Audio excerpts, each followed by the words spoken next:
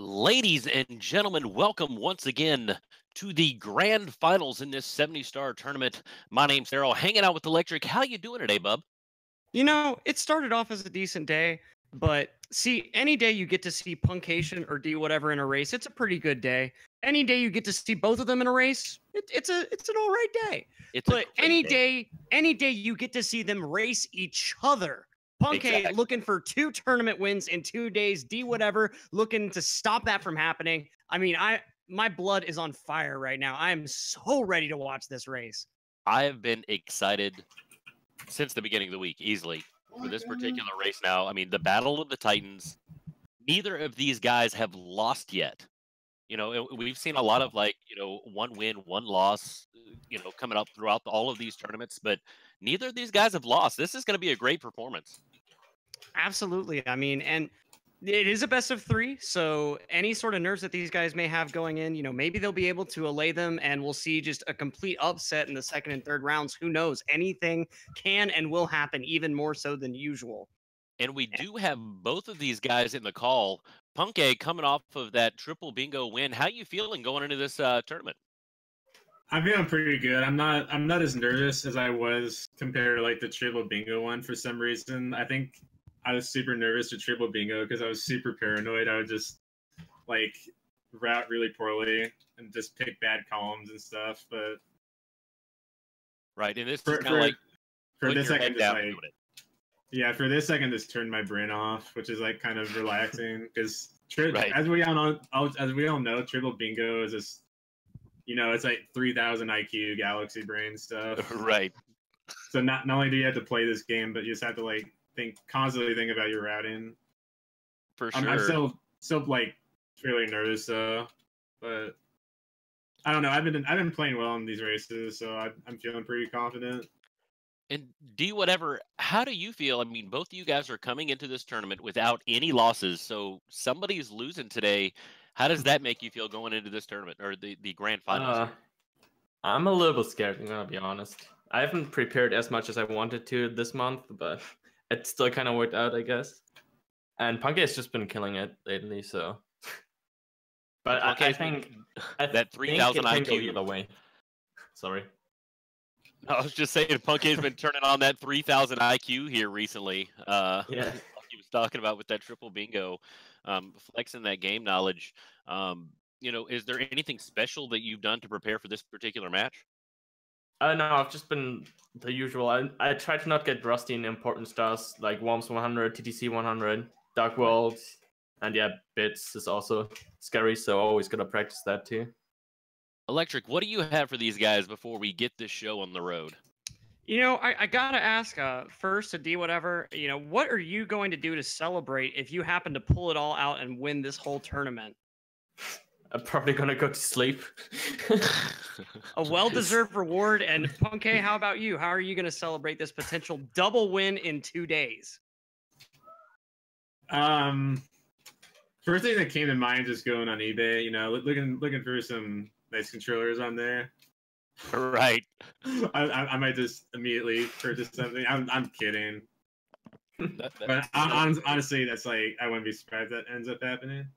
I mean, a true SM64 devotee right there, winning grand finals of a tournament and immediately just going right for equipment. And I mean, going into this race, both of you said there's a little bit of nerves going, but not too bad. Any particular stages that either of you are worried about? I know we've got that big bad SSL that's caused a lot of issues in the past for a lot of racers. Yeah, I was gonna say that. Punkay probably agrees on Plus being scary. But yeah, other than that, I don't know really. Bits, you can die in bits and then it's over. So Bits.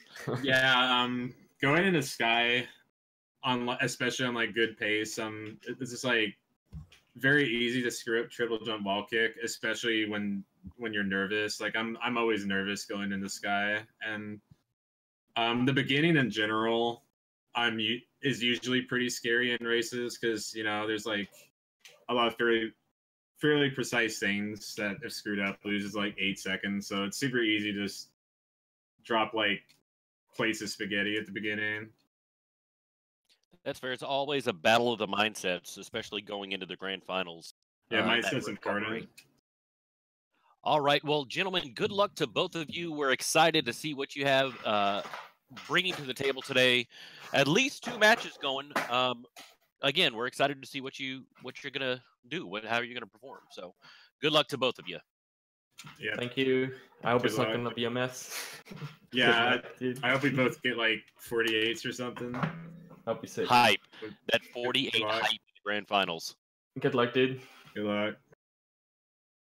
All right, both runners wishing that good luck, showing how professional they truly are. We're going to be getting started here. As Good we're luck, getting dude. started, we have to mention Vi.gg, who has been excellent in contributing to the prize pool, giving an outlet for a lot of countries to be able to bet on these races throughout all of these tournaments. The SMO tournament, which is ongoing now, the Super Metroid tournament, which just ended, and this tournament here.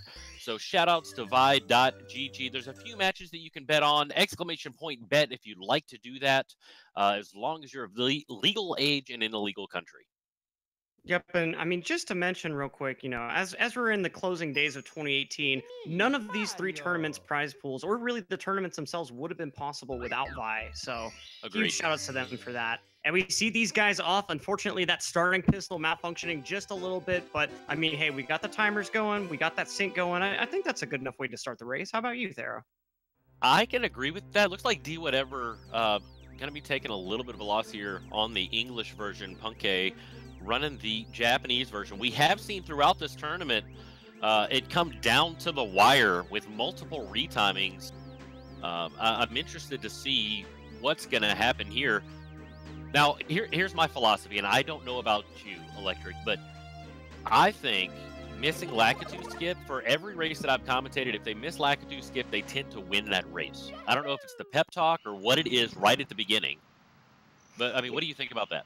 The way Lakitu flips all the way around you, there's a good amount of time that you could slip some money into his cloud. So I'm thinking that, maybe a bit of bribery if they miss Lakitu skip, but Punkay going all the way through. Oh, Dwhatever right here. Okay. And what did I say? What did I say?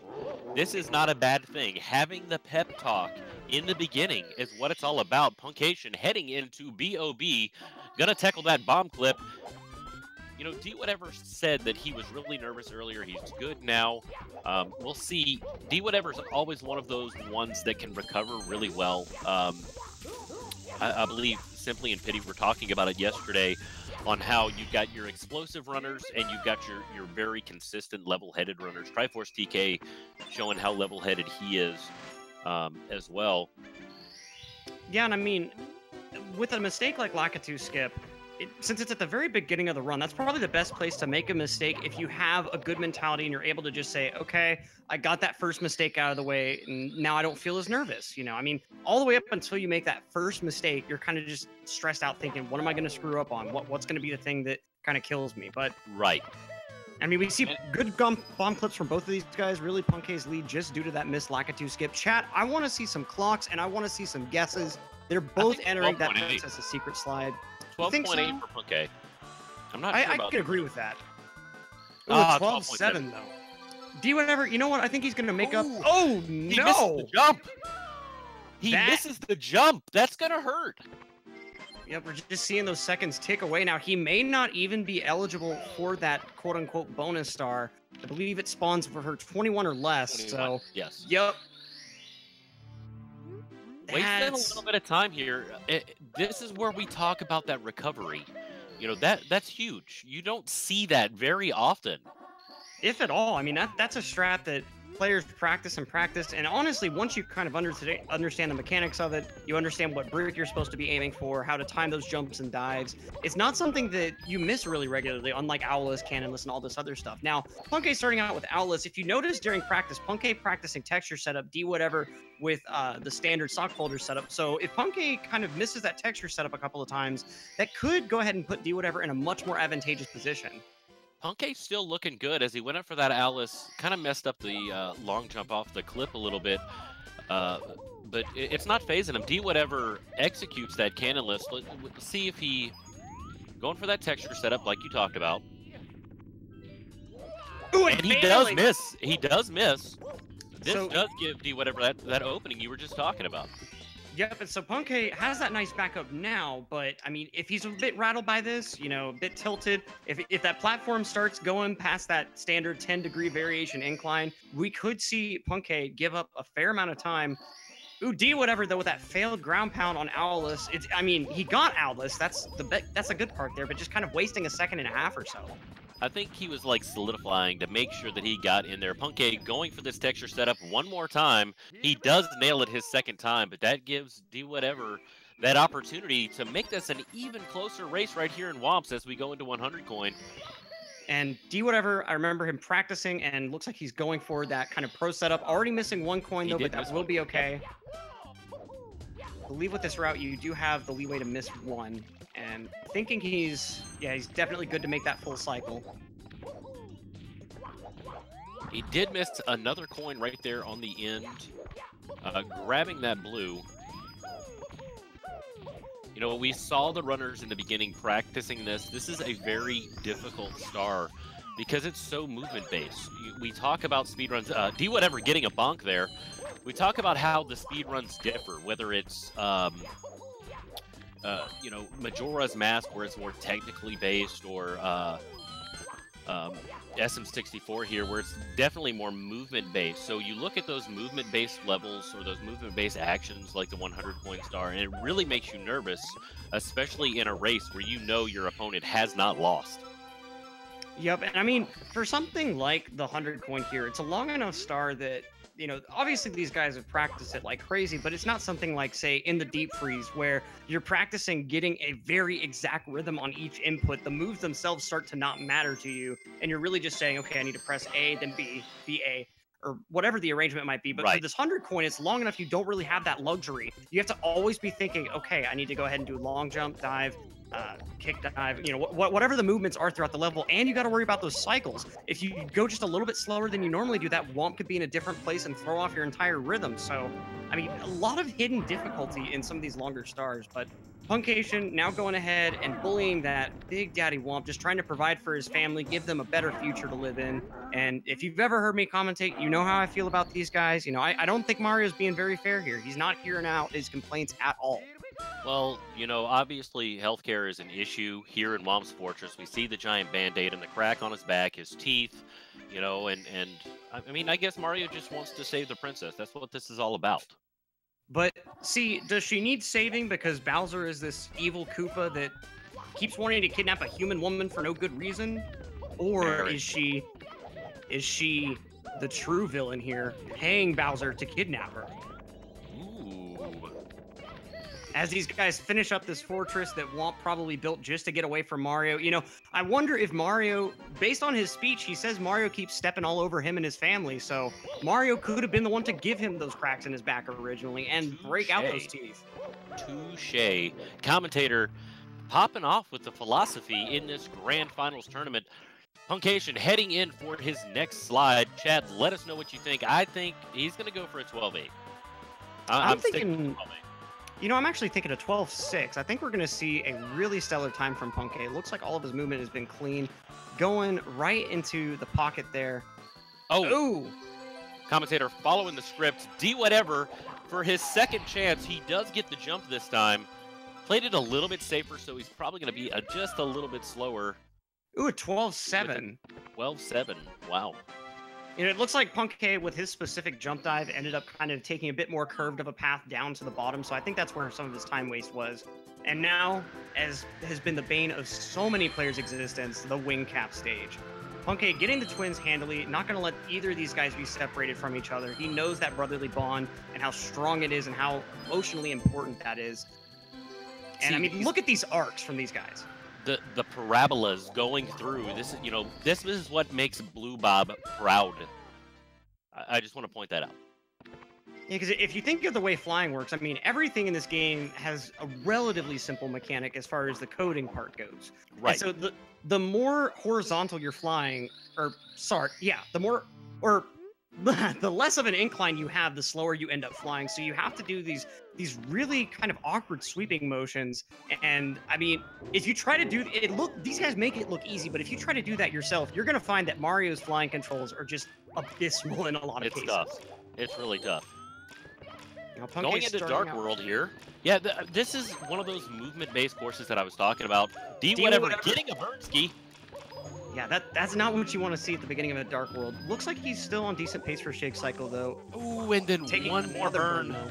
He's going to be tough hit to get normal cycle here. Meanwhile, Punkay just breezing right through. You can tell he's been practicing this like crazy. Well, the thing is, it's like what Punkay said, it's more of the muscle memory, which can kind of throw you off sometimes. That particular muscle memory to like Dwhatever, getting the ledge grab there, being able to recover from that, your muscle memory doesn't take into account for that because you grind out these stars. Like, these guys pop in the Everdrive, they pop in the Game Shark, and they just pop, you know, over and over and over and over and over again until that muscle memory is solidified. And that's one of the big advantages and sort of reasons why SM64 is so optimized, is because you can use a Game Shark and just keep going on the same level, and whenever whenever you make a small mistake, you just hit the L button, Mario immediately respawns. And practice is just so efficient, very little downtime. Both of these guys, though, with that first hit Bowser throw, we've seen a number of people just go a little bit short trying to speed up the actual throw, but both these guys playing it a little bit safe. So Punkay's already going to be headed into CCM. You know, sorry for Sky Jump.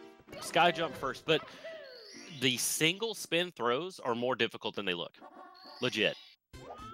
Absolutely. I mean, if you release him just a bit too early, your angle could be accurate, but the speed just would not be there. Right. I love watching Punkay do this Sky Jump. Makes it look so easy, super quick. Easy, breezy, beautiful puncayshun.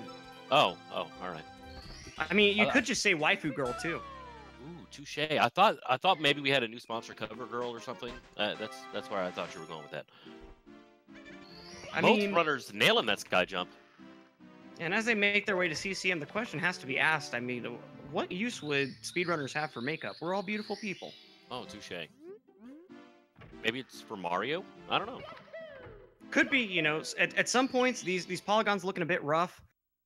You know, could definitely use a little bit of blush and some definite concealer in different places. Those are actually the only two types of makeup I know of. I mean, eyeshadow, of course, but he doesn't need that. He doesn't need wings. But he does need wall kicks, and Punkay makes them work. Just, I love this advanced strat execution. That backflip going into the wall jump onto that first platform is just so beautiful. Co-commentator flexing about how much he knows about makeup. I was pretty interested in that, as the wall kicks do work. Getting this baby penguin down to his mama. Yeah, nice little roller coaster ride, and I mean, you could tell he's maybe a little bit sick of it at this point. I like to think that all of the NPCs and Mario himself are always the same throughout all of these games, so he's taken that dive probably thousands, if not hundreds of thousands of times. And at a certain point, he just knows it's going to make him that little bit nauseous, and he's not wanting to deal with that. And we see Dwhatever going ahead and going for CCM 17 strats a bit early. Kind of interesting. Normally you see them save this star for the end. That is a little bit different. We see puncayshun doing this star as well.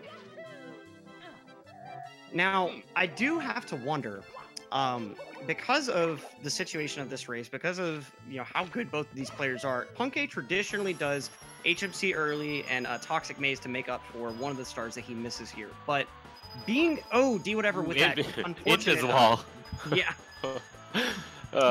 With this race between two skilled players, I wonder if Punkay, if he gets a first try pillarless, if he'll try to go for a second. I don't know. You know, Punkay has ran the same route. He's a huge fan of the old school. I believe his 70 PB is about 2 years old now, so super big fan of the old school. But he has been running this cat in this tournament quite a bit here recently. Well, in one of his recent races, he actually got a 10-second PB with this route as well. Oh, awesome. It's always great when you can PB in a race. Yep, I believe his PB now is a 48.08. Unfortunately, though, he can't use splits for it because being a race situation, he did not go for Island Hop, so... Right. Alrighty, heading down to that shifting sandland, excuse me, into BBH. Now, commentator kind of getting ahead of himself. SSL is what these runners are worried about. SSL and Lethal Lava Lands, I think, are a huge pivotal point here in any of these matches. Oh, absolutely. I mean, Triple L, the biggest thing is just the precision of the straps required. You've got Lava Boost, you've got that early elevator, and we've seen so many people get all the way through that elevator route and then just roll out a little bit too early on the end, take a bonk, take a death, and that's something rough, that's especially psychologically. And SSL obviously pillarless, and then missing pillarless twice. Punkay getting bopped by this ghost, the ghost of the Big Daddy Womp getting his revenge, it looks like. And unfortunately, he's not going to be able to make his way up to the top of the balcony like he wants to. See, normally you take the set of Dwhatever has, and Dwhatever now in the lead. Dwhatever takes the lead. That's what I'm talking about. That is exactly what I'm talking about, where that muscle memory kicks in, and you're like, oh, crap, wait, hold on. I didn't mean to speed kick there. I didn't mean to ground pound there. And turn around, and now Dwhatever's in the lead. Yep, I mean, like you said, they've probably grinded this big boost balcony strat numerous times, you know, arranging your hits so that you're as close to the top of the balcony, or sorry, the top of the roof as possible before you actually get the kill. And so by messing that up, Punkay, I'm sure he's practiced that backup before, but it's just awkward to do. It's not something that he has that ingrained muscle memory for. Wow, we are almost synced to this point, heading down to shifting sandland. This is sick. I mean, we're one long jump apart. Long jump apart. That really hurt Punkay and BBH. But Punkay is not one of the runners that really takes those to heart. Like, if he makes a mistake, he misses a speed kick, he misses a jump, he's going to end up turning around and just pushing forward, especially with all of his race knowledge. Punkay with that swag grab there, putting him back in the lead. Just barely. And I mean, I'm surprised he went for that. We've seen, for example, in Cheese's race versus Punkay, I believe, missing that swag grab cost him a pretty considerable amount of time. And so here it is, chat. I want to see Monka S, if you got him, SM64S. I want to see all of that fear being expressed because Punkay just lost that first bomb, and Dwhatever pulling out a clutch pillarless. Oh, okay, gotta just get in. And he makes the clip. No, but he ledge grabs. He's struggling. Press the Z button. There we go. Oh, God. Makes his way in eventually, though, and so I can definitely say that we're not going to be seeing double P-less from Punkay or Dwhatever more than likely. I mean, once you get that clip, you think your job is basically done. You just have to slide into that hole, but as Dwhatever just proved, sometimes you have to do completely blind movement to make it in just because of the way that you end up sliding. And now Punkay having better luck with his second try pillarless. Oh. But Dwhatever going for a double pillarless. Wow. I'm a little shocked. I would have thought that. I don't blame him. He knows that he's got to pull out the stops here. You know, Punkay, the reason why I don't think he would ever go for double pillarless, it's super risky. You've got the sound glitch here. So let's see what he does. He possibly could, but I don't believe so. Yeah, I don't think it's likely. Yeah, we're not going to be seeing a double from Punkay, but I'm just surprised, even though Dwhatever's actual bomb went well, the fact that he had so much trouble with the actual hole entrance, I would have thought would fluster him enough to avoid doing it a second time, but he's got a firm lead over Punkay now. Toxic Maze, you know, it's just a few seconds slower, but that is a few seconds, and Dwhatever does already have a lead in this level, but he may have just lost it with that miss of the Shy Guy. I mean, that Shy Guy's movement is just so ridiculous sometimes. Seriously. And wow. All he's got left is the Talon Star, but fortunately, Talon deciding to fly around, you know, just a little bit considerately. That's a big oof. Big that old is a oof, big oof. honestly. That is a huge oof. Puncayshun making short work of these red coins here. As Dwhatever's heading back into SSL. And, you know, one thing to point out, this would not... Oh, I didn't even realize... I'm kind of confused as to why Dwhatever went after Talon after missing Shy Guy instead of going straight for that top of the pyramid star. Because I believe that would have been a much faster backup for him. Possibly. He still had to get it anyway. Puncayshun missing that triple jump. Gonna have to go back. What's going on? Spaghetti's getting dropped. I mean, I don't get it. Yeah, I mean, this is, Like he said earlier, you know, he had the pasta at the ready. He had the colander just sitting right there in his lap in front of his controller, and I think he meant business with that. I really do. Do whatever with a nice red coins as well. Puncayshun gonna head into the pyramid, or excuse me, into the volcano. I mean, the volcano is pyramid shaped ultimately. It's pyramidic. Going for lava boost. Nice lava boost with that long jump setup. You know, not Playing quite it as safe as some of the others, but playing it safe up top, not getting the bottom of that pole skip, as Do Whatever is going for his lava boost. Whew.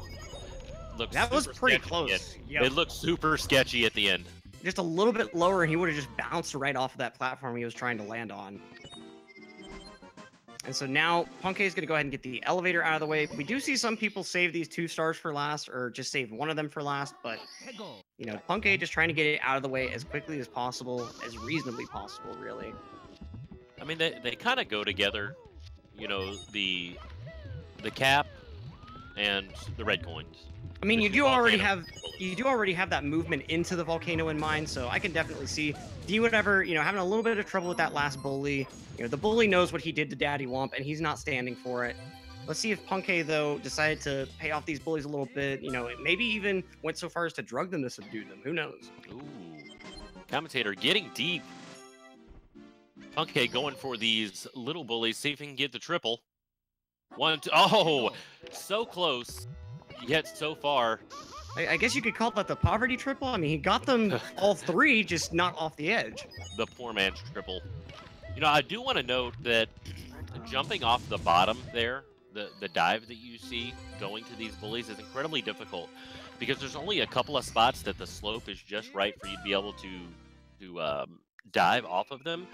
And most of these runners like this, you'll see Punkay do it here now. Hit that bottom section and just boop. And it's, ooh, Punkay almost taking a dive there. It is kind of rough. Well, what's going on here?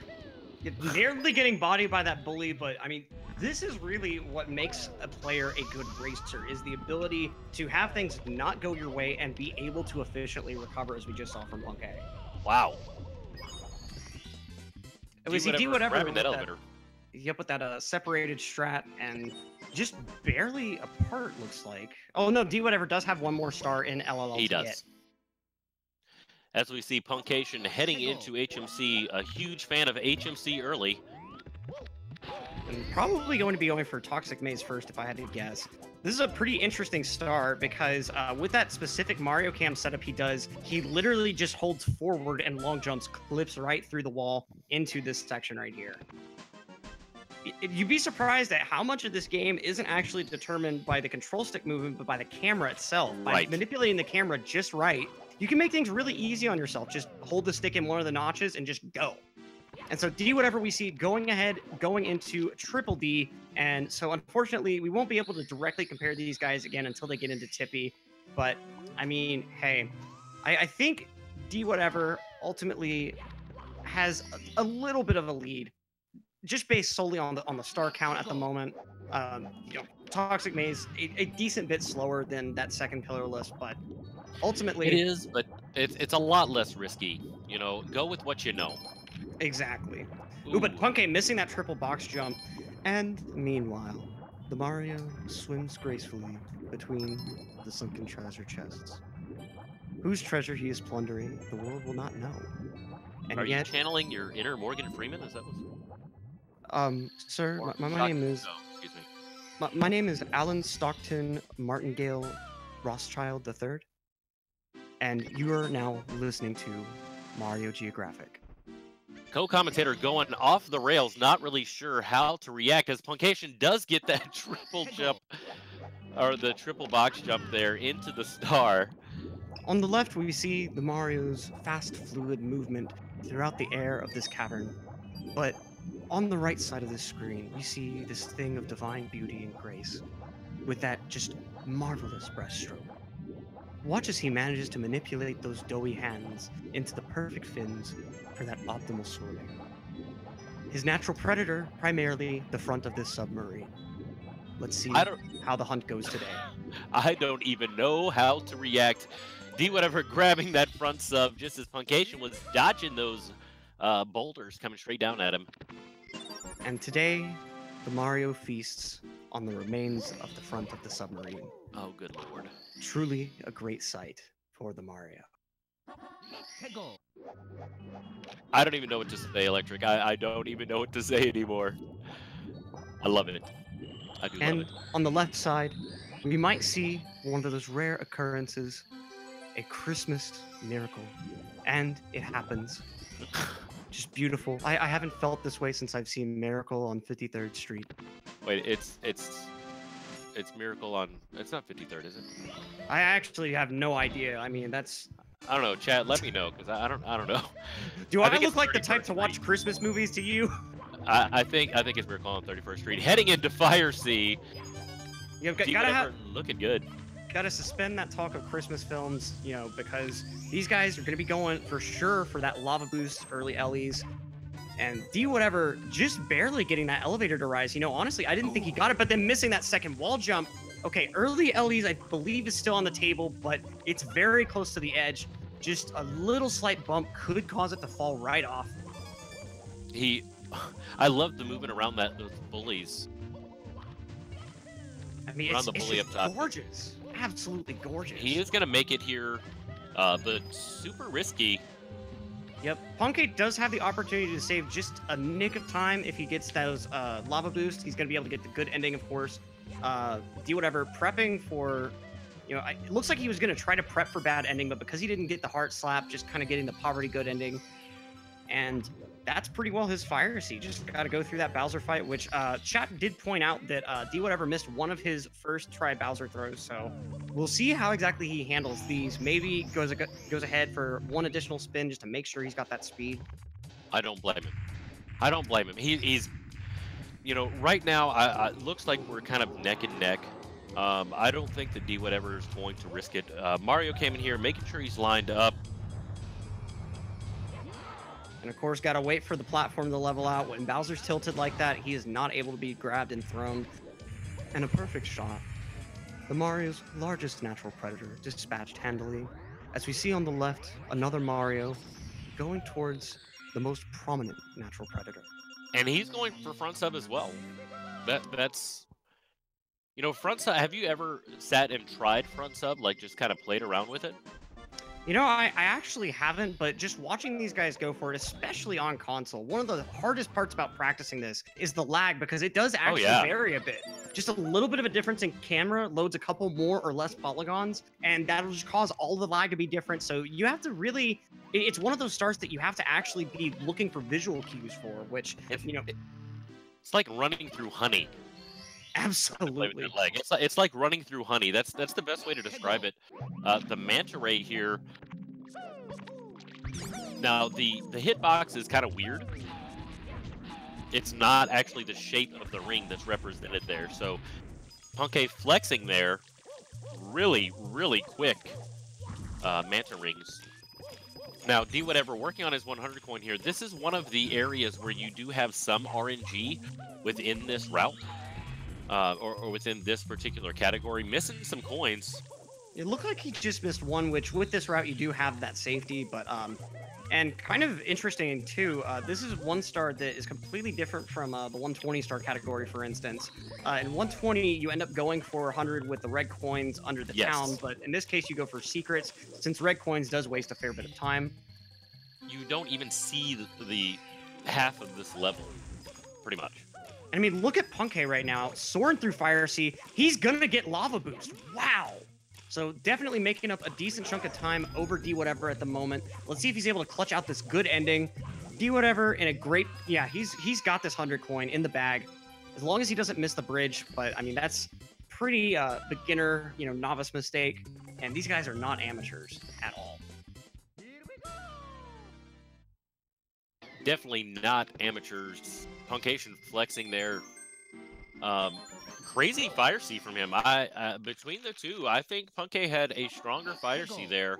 Absolutely. Early LEs and a true good ending. I mean, he easily saved at least 5-10 seconds, I think.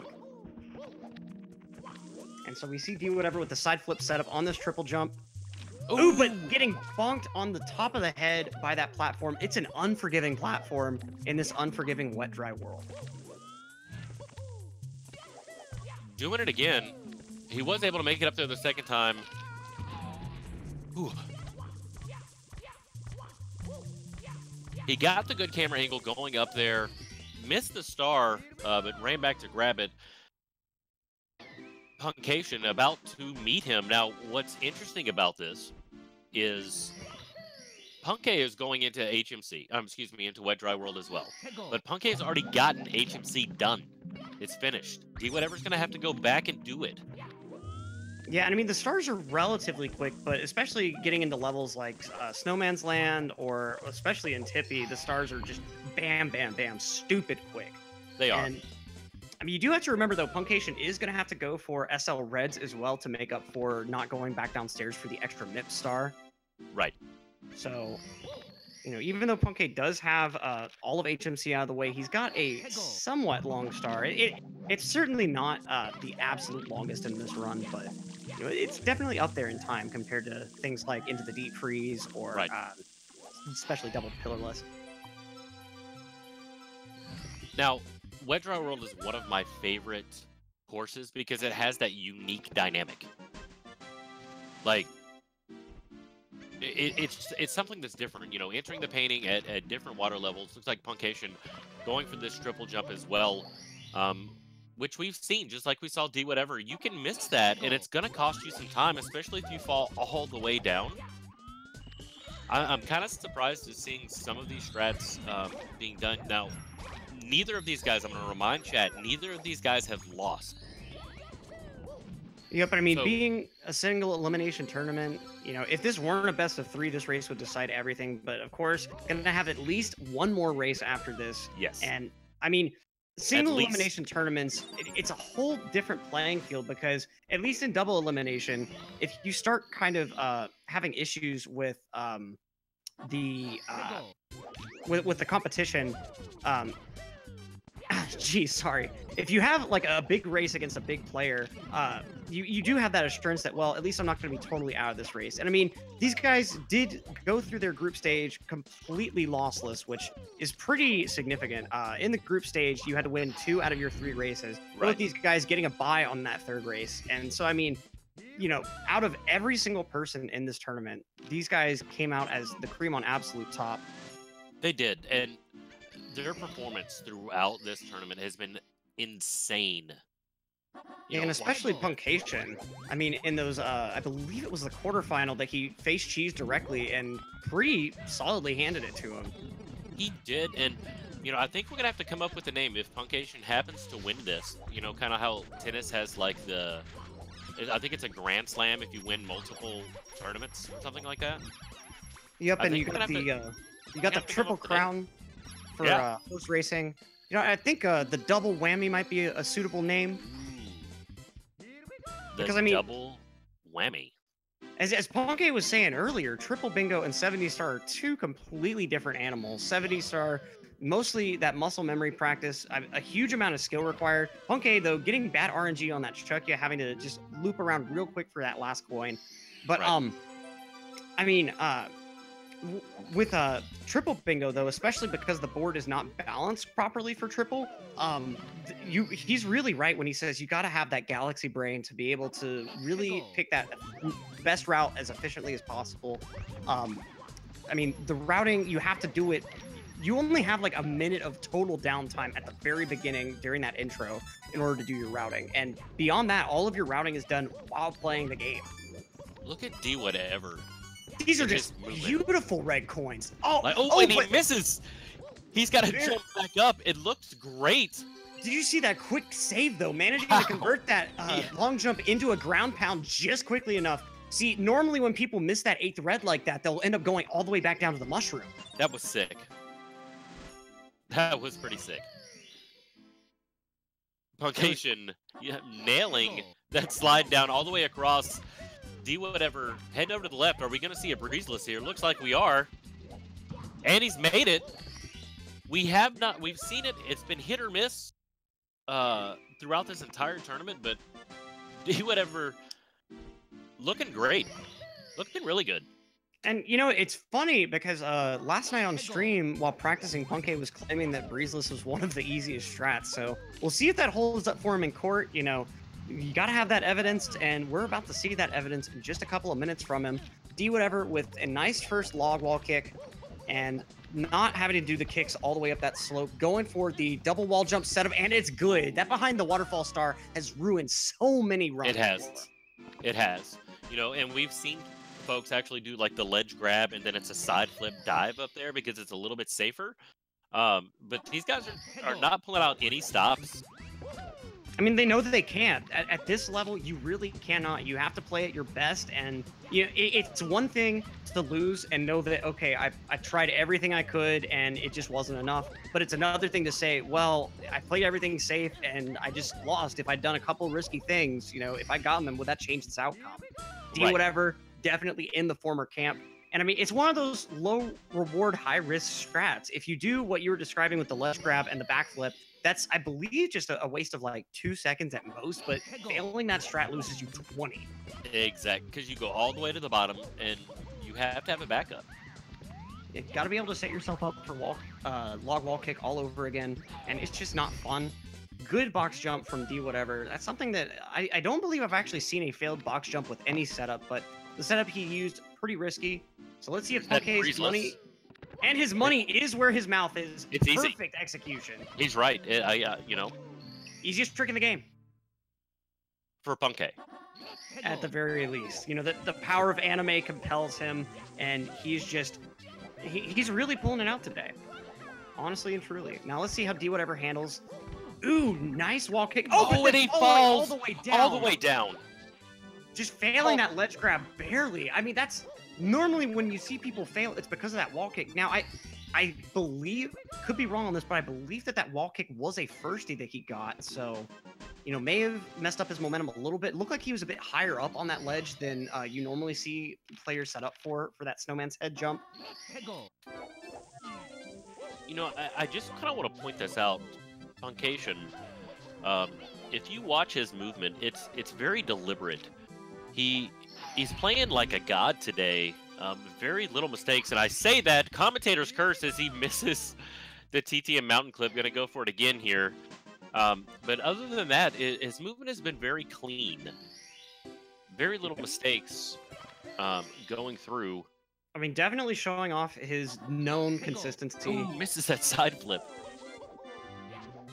Definitely, you know, kind of a, as he would call it, a brain fart for sure. Dwhatever with that beautiful in the deep freeze. I just love that strat.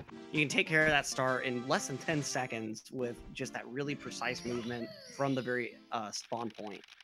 But I think that, you know, this is the time where you get into your own head. You know Tippy's coming up. You know you're racing somebody who is also undefeated. Punkay doing that faster setup for the box jump, which is a little bit more risky, making sure that you line it up.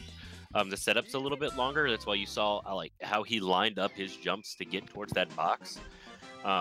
Dwhatever with his box wasted a couple of seconds, but he really wanted to make sure that he did that because he didn't have a whole lot of backups. Yep, and so, I mean, either way, one of these, you know, I wonder what that's going to do for their mentality. Having gone through this entire tournament, not losing to anyone in the group stage, and obviously in the rest of the stages, I wonder what the loser of this specific race is going to feel going into round 2 and possibly round 3. Look at this. Puncayshun making Reds look easy. It's almost like you couldn't even see the lag he was going through so fast. Was very strong compared to what Dwhatever had shown us. Dwhatever grabbing that second MIP star and heading into HMC just as Puncayshun's heading into Snowman's Land. We're going to see the routes converge here in just a moment. Now, I believe Dwhatever is holding on to a lead. Based on Punkay needing to go ahead and get SL Reds, he could certainly save time, especially if this Snowman's Head manages to work out for him. And it does. Nice ledge grab there. And Dwhatever, however, I do think has a moderate lead. I believe the HMC stars he'll be collecting are just a bit shorter in total than the Snowman's Land stars. Going for that triple box jump. And remember, Punkay did fail that first time, but gets it handily and lands right on top of that star. And He did fail it, but I don't know what his time loss would have been, because instead of trying it again, he went for the elevator. Excuse me, the amazing exit star, which I think may have been just as fast. So I don't think he lost a whole lot of time there. Yeah, certainly Puncayshun not losing back more in. than a second or two. But No, not at all.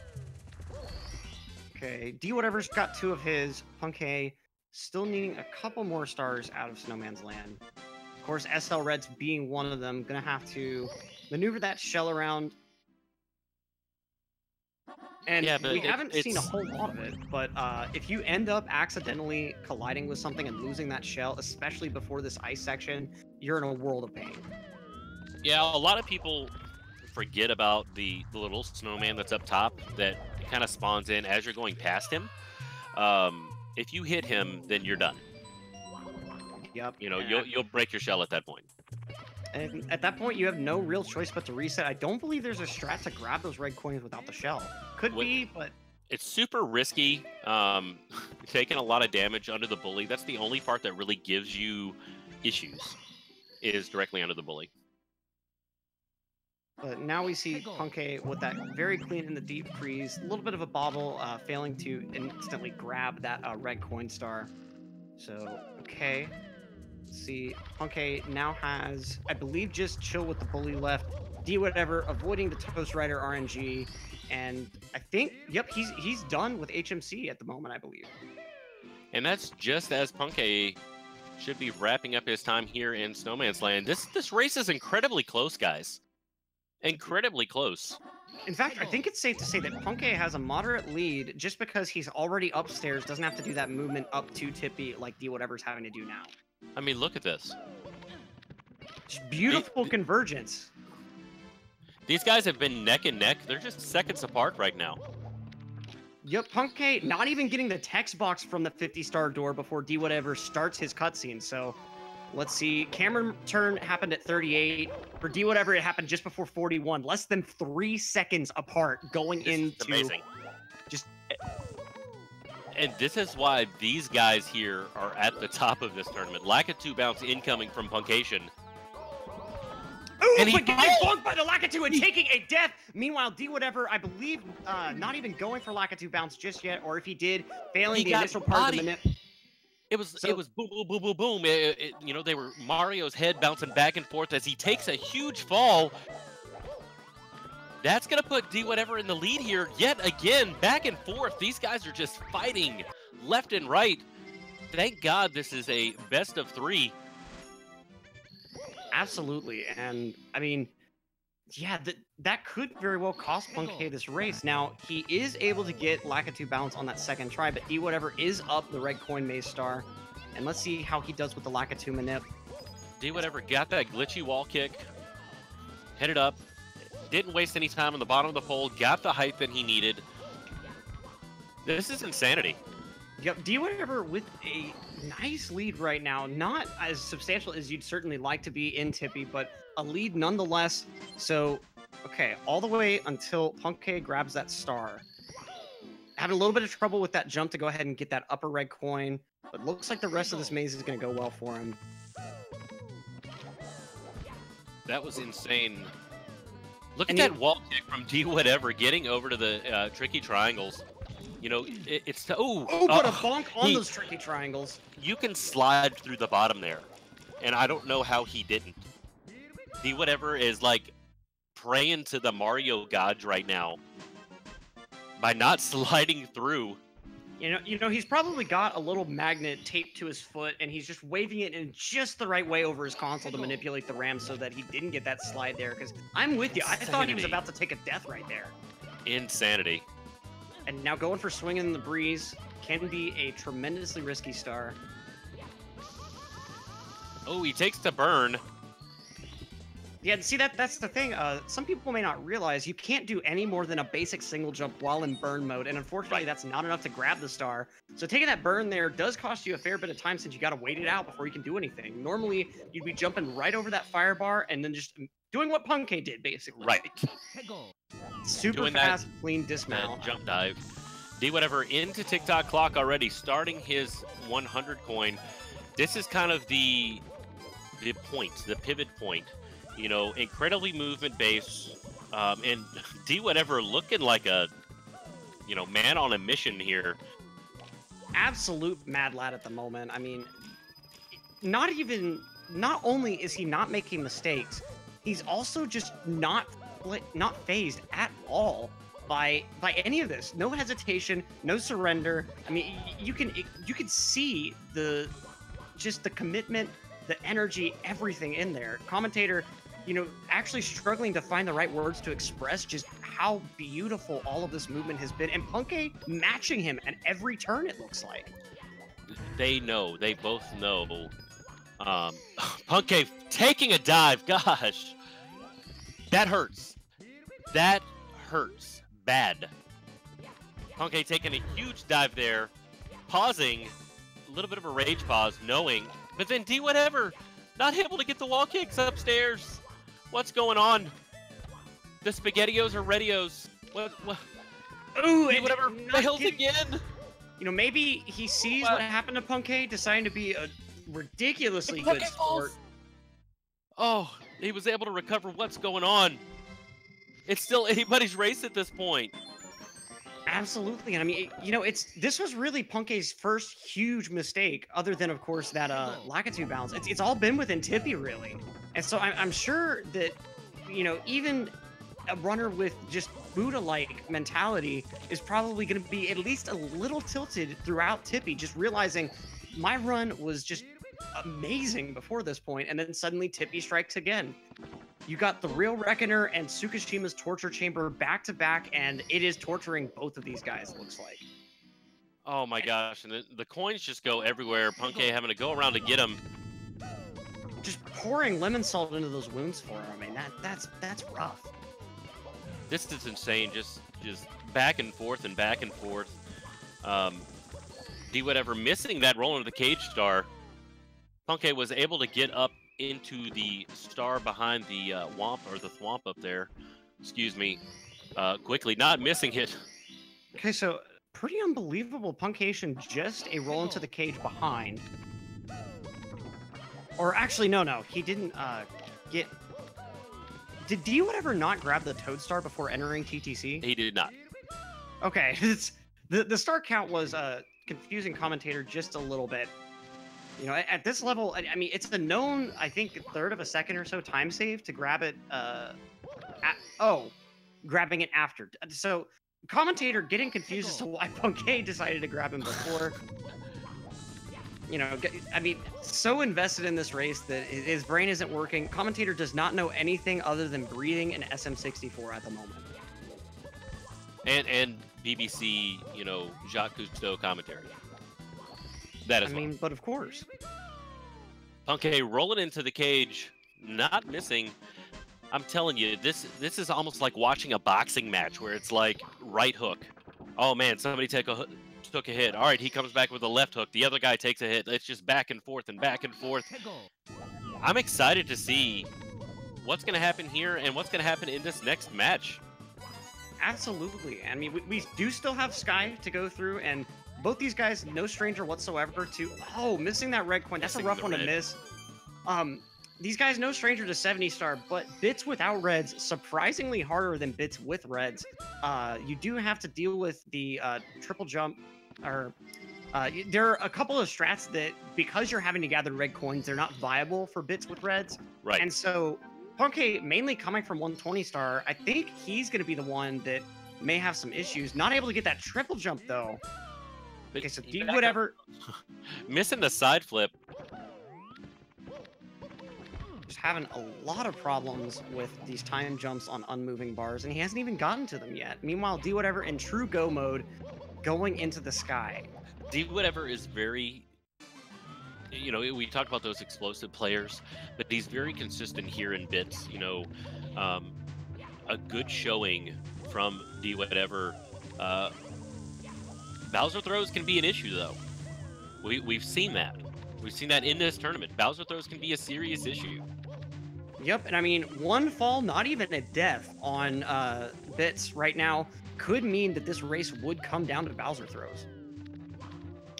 He's going to go for that right side. handily making that jump. Gonna go ahead and also kind of go for fast elevators. I believe there's a slightly faster cycle you could go for. Goomba cooperating, so he is gonna have to miss a fair number of Bowser throws to hand this round 1 to Puncayshun, but it's certainly possible. I mean, Puncayshun about to enter bits himself. Gonna take him a little less than a minute, I believe, to head up to the top. And he misses his first throw. This could be exactly what Punkay needs. That's you know, missing the first throw is the hardest because we talked about that muscle memory, and you kind of program yourself. He does get it that time, but you program yourself to adjust the camera based upon making that first throw. Oh, he's just right on the edge of that hitbox. Yep, I mean, he's definitely brought in these extended range bombs. He and missing that final throw. Missed. Punkay having some issues here with the left side. Fortunately, though, I don't think he took a fall, just realized that his setup was bad. Gonna wait just a little bit for a better elevator cycle for that fast strat, but unfortunately a little bit slower in this specific case. And GG to Dwhatever for this very first win of this best of 3 tournament. We could go to all 3. Very well could. I mean, Punkay finally losing his first race in this entire tournament, group stage included. And, you know, I think, though, with the mistakes in Tip B, I don't think it's going to be adding a whole lot to his tilt. If anything, this very well could be the motivator that he needs to end up pulling out a game 2 and 3 win back-to-back. And do just have to point out, Dwhatever taking this race, failing Lakitu skip at the beginning, co-commentator with that super accurate prediction. I mean, the script don't lie. It's what it is. It's having the conversation with Lakitu saying, bruh, here's some points. Take care of the Lakitu babies. I just need you to be on point here. I need you. Okay? Every race that I've had the opportunity to commentate, that's what's happened. I don't know what it is. Yeah, I really think it has a lot to do with that mentality of first mistake, because the first mistake, I think, is really going to be the one that emotionally affects you the most. And the longer it takes to get to that first mistake, the more it's going to affect you. If you manage to get all the way through the lobby without a single big mistake, then all of a sudden you're faced with SSL with that on your back, thinking, right, okay, I haven't done anything wrong yet, definitely on PB pace. What's going to happen here? They are going to take a minute break really quick while the outro is playing. You know, I did want to mention again, we've got to talk a little bit about it, but not to kind of hype it up, but Vi.gg is the one who's contributed to the prize pools. That's along with you know, the sponsor Vi.gg, all of your cheers, all of your subs, all of your donations, everything is going into the prize pool for these tournaments. And we saw that with the Super Metroid tournament that just ended, this tournament here, and then the Super Mario Odyssey any % tournament as well. So, yep, and both of those SMO races after Christmas are bettable, including the grand final that will be coming after those 2 races. So, you know, if you want to have a little bit of a belated Christmas present for yourself, go ahead and place a couple of bets. Those races are within the very, very last parts of the loser's bracket. So, going to be a pretty significant, I mean, those, we could even potentially see a very close race, as maybe not quite as close as the Tide to the Frame race that, of course, we all know about at this point, but could definitely see some really close races, and betting just makes it that much more exciting if you are of legal betting age. And also, just quick reminder that !pace in the chat will tell you about our upcoming actual live event in early April to mid-April. Location not quite finalized, but go check out that hype video. It's certainly I will be there. We don't even know where it's going to be, and I'm going to be there. Like, I've booked my ticket to nowhere. And same here. I mean, I wouldn't miss that first event for the world. It's going to be great. It is. I mean, as these guys are in that intro, you know, just got to point out, that's the first, like, totally strictly professional speedrunning tournament that's happening live really anywhere. All these other tournaments you've seen, like the races at GDQ and such, those have all been at charity marathons, which, I mean, they're super great, raise a lot of money for those wonderful charities, but in this specific case, it's all focused exclusively on the runs and the runners and those leagues in particular. So !pace to check it out, as both these guys getting ready with that second start. Let's see if puncayshun takes a note out of Dwhatever's book and decides to, maybe actually bribe Lakitu this time. Maybe realizing that it bit him to not before. Let's see. Dwhatever on that English version. And neither of them runner. bribing Neither Lakitu. Runner. Now, Wow. got to point out with Dwhatever's camera, that texture kind of blocking Lakitu. He could have passed him the money during that just very, very slight frame where that texture blocked out the camera. Who knows? I mean, it's fair. And now both of them going in for their bomb clip. This is, neither of them missing Lakitu skips. This is one of the first things that they could lose any sort of time on, but neither of them failing at all. Puncay still with that nice slight lead due to the Japanese version difference at the moment. However, Dwhatever had a smaller bomb than what he had in the first race. In the first race, he had that really big bomb and was able to just like flow through there like lightning. I thought he was playing Odyssey with the cap and hitting that electricity. That's how quick he went through. A little bit slower this time. All right, so this is where the rubber meets the road. Chat, give us some predictions. I'm going with a 12-7 for 12-8 for Puncay and a 12-7 for Dwhatever. What do you think? Well, let me go ahead and consult the script real quick. I'm thinking a 12-6 for Puncay to start things out here, and a 12-8 from Dwhatever as well. Let's see, very straight dismount from Puncay. 12-7. Double 12-7s. Script sometimes has a couple of misprints. It's actually handwritten by Simply. It is not a typed script whatsoever. It is. And Simply, God bless them, just not quite the best with writing numbers sometimes. Oh, no. Big Sim Industries just sent us the updated script, which said 12.7 each. We got it. Commentators are on point now. As we're heading into Womp's Fortress. Let's see how this stage goes for both these guys. Remember, Dwhatever taking a fair number of bobbles on his 100 coin here, but Puncay also missing his first attempt at texture setup. He's going to be getting Alice out of the way first yet again. Now, Dwhatever needs this to win the tournament here. And it works out for him. Okay. So he's got a Canonless under his belt while Puncay does have his Alice done. Now, the two are probably going to effectively trade places here, unless Dwhatever decides to go ahead and mix it up with the 100 coin, as we see a number of runners do. I think they've each done, like, Canonless and Alice for their first two. Going for that texture setup again. He was able to get it this time.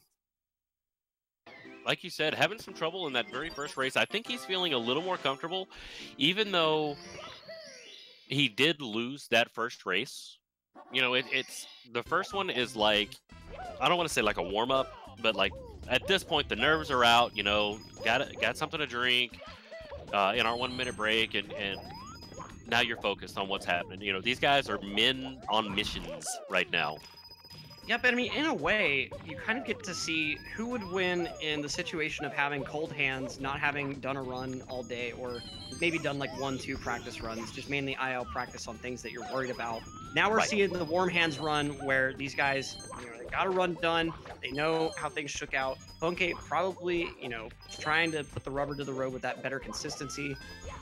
But meanwhile, Dwhatever just trying to hold on to what he's already got, and could be a little bit of the Icarus syndrome here. Dwhatever might be thinking to himself, well, I won that first race. What I was doing must have been right, so let me keep doing it, and could bite him this time around with Puncay warmed up in prime position, just ready to absolutely kill it. And we see Dwhatever saving a little bit of time by going for that pro cycle on the Womp's Fortress 100. Not a substantial amount of time, but definitely shortening that lead by just a bit. Right. I mean, just about sync tier, and this is how it was for this last race. And it's tough to tell when the routes diverge. Like we saw Puncay doing HMC early, Dwhatever doing HMC late. I don't know. I'm staying with the tried and true method of they're not going to go super risky. They're not. It's not going to happen. They're going to push the pedal to the metal, but they're not going to go, Tamapless. They're not going to go nuts. Right. Not going to obviously see any island hops of any kind. They're just going to go what they're most comfortable with as far as risky strats are concerned, ultimately. They can't play it absolutely 100% safe, but they're going to play it as good as they think that they can without just risking it all for no good reason. Taking out this Big Daddy Womp. Like I'm hoping to see a super close race here. I mean, not saying that it wasn't close with this last one, because it was very, very close. Tippy, of course, kind of ruined that, as Tippy likes to do, but... Yep, I mean, just seeing the way that those two routes converged was absolutely gorgeous, because, you know, during the point where HFC was still on the table for Dwhatever, it was definitely kind of hard to see exactly how close they were, and as viewers, you get to see exactly what both of those routes look like simultaneously. Ooh. But Puncay failing that side flip, and with that, Dwhatever comes out of Womp's Fortress on top, just like, I believe he came out just barely behind on BBH, so already taking a bit earlier of a lead than he did in that last race. Now, chat, this could be the last time for a decent while that we're able to post these time guesses, so go ahead and get those guesses out. You know what? I'm gonna go ahead and, I'm not even gonna consult the script. You know what? I'm just gonna rip the script in half. Just, you hear that? Script now ripped in half. I'm calling it Psychic Powers enabled, Dwhatever 12-7, puncayshun 12-6. Let's see. 12-7. Double 12-7s. You know, maybe the psychic energy in the room was trying to tell me that it was double 12-7s, and I just tried to read it a bit too hard. Got to rearrange my crystal grid, you know, maybe get my amethyst reinfused. Who knows? Look at this sync. Just gorgeous sync. Just a little bit of flubs on the arcs from Dwhatever could actually put Puncay back in the lead. I mean... And look at Dwhatever just barely nicking that sixth coin hitbox. An actual sync now. This is exactly what I mean. Just a little bit suboptimal flying, and all of a sudden, they're like frames apart. They are. They are. Wow. Heading into Dark World. Now, we saw a little bit of spaghetti dropped earlier here in Dark World. Dwhatever taking a burn directly in the beginning, looking to make up for that.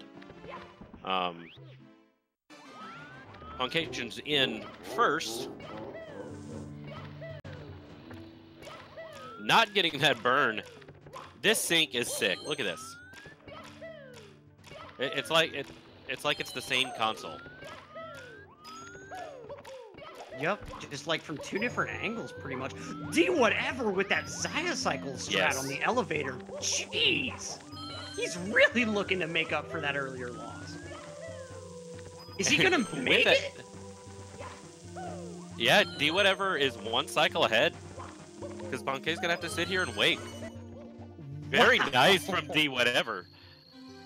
Just beautiful. He wants it. He wants it bad. Jeez, that is gorgeous movement. Absolute, just perfecto. And this is what happens when you miss one cycle. That cycle is about 4 seconds. So having it's certainly to wait. A hard one. Dwhatever going for his. Oh, nice first throw from him. Yeah, he always plays them pretty short, but he's trying to milk this lead for all it's worth, it looks like. So before Bowser can even spawn his text box on Puncayshun's screen, Dwhatever's is already spinning up into the sky.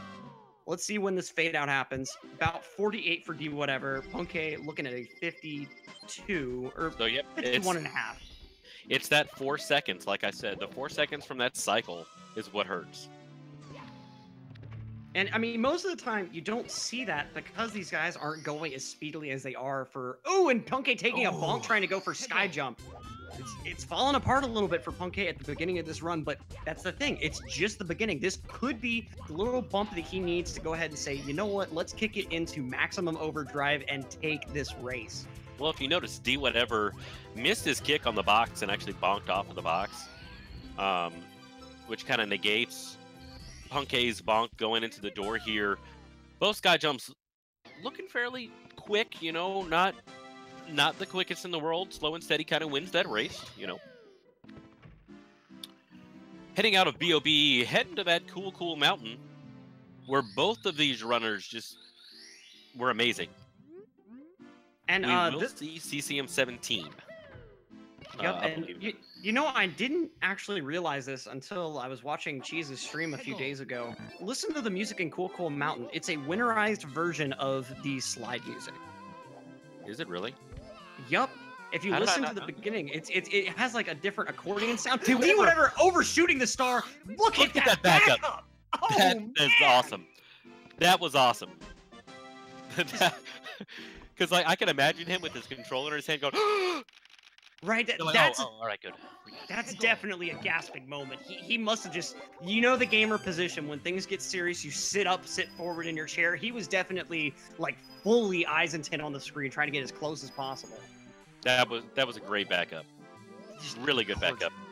Puncayshun bringing that baby penguin down to his mama, as Dwhatever is going to be working on this 100 coin. Now we saw this earlier, a slight difference in opinion, I guess, in when to do the slide. I don't know if it saves time, but it's something to look at. I don't believe it does, since in fact it may actually. Well, okay, so Punkay, when you know, it might actually save time. A commentator stumbling over his words, just trying to think a little bit, because by default the game selects the newest star. Yes. And see, this is what Dwhatever wants here, being that the star's going to spawn outside. He just has to grab that red coin. That's definitely why he wasn't going for the CCM 18, because missing enough coins to not be able to get it inside that house is just devastating. It hurts, but and it's a huge time loss. Huge time loss. See, I believe Lil Penguin Lost is the 3rd star. And so it may be putting his cursor on the slide race with the penguin prematurely. Doing it the way that Punkay does it. Not entirely sure, but it could potentially save time on the menuing. But I believe if you hold the control stick in a direction as the menu is coming up, then you don't lose any time when selecting an alternate star if it's just one to the left or right. Chat can definitely confirm on that. Not entirely certain. Alrighty, Puncayshun finishing up his CCM here. Right behind Dwhatever. Dwhatever still has a short lead here. Less than 10 seconds going into Big Boo's Haunt. Now, we saw Big Boo's Haunt give Puncayshun some issues in his last race here. I wonder if he's going to do something a little bit different.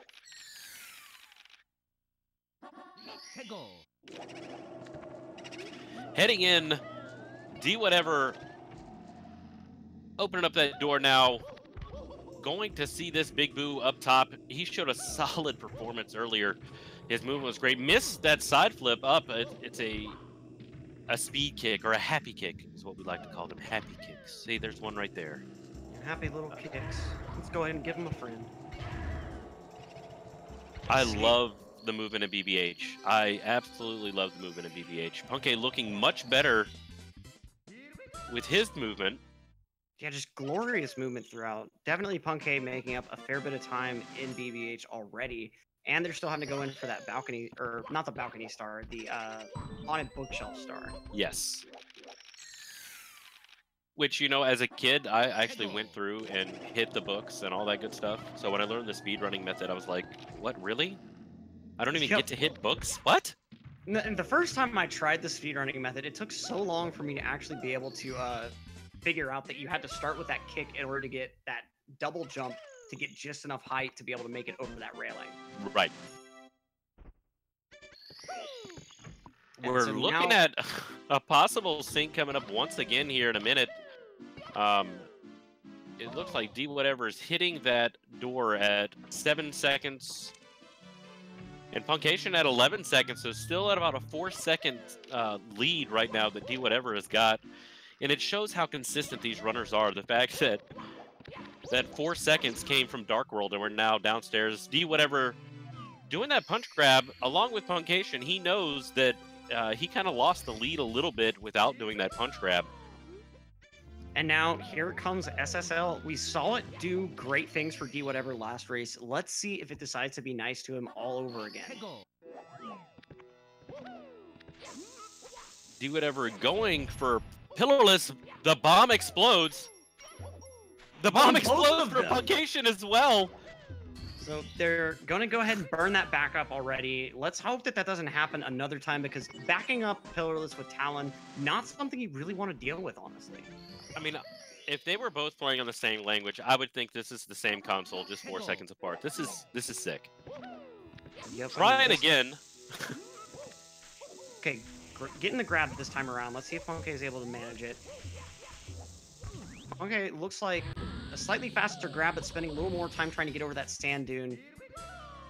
Okay, so if I were Dwhatever, I certainly wouldn't go for the second Pillarless here, but let's see if he just wants to go ahead and do that route all over again.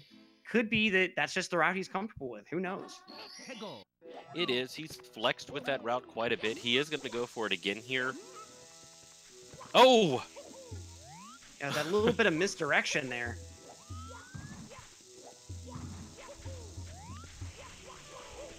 Meanwhile, Punkay calm. And yeah, Punkay getting that Talon Star very handily. We've seen so many people, even after they get the Shy Guy, they actually approach the spot they expect Talon to be just a bit too quickly, and they end up losing out on his star because of it. Right. Dwhatever flexing with that double Pillarless. Looks great. Yep, and with that, I think he does still have a decent lead, but obviously Punkay... Oh, wait, he does still have one more star to grab from SSL. Yes. Forgot. Co-commentator, forgetting that... commentator, not going to blame you for this one. Forgetting That's that, Thank you. obviously, with double Pillarless, you would have one more star exiting SSL, so... Yes. Okay, having great reds, though. That was just gorgeous presentation from him. Looking good. He's got to be feeling better. He's got a better performance out of SSL. You know, he's got to really be feeling good. Now, we're going to see around here is where the routes diverge. We know that Dwhatever has gotten that extra star to SSL, so it's going to look like he's extra ahead. And then Puncayshun's going to go into HMC as Dwhatever gets a little bit of a booty burn there.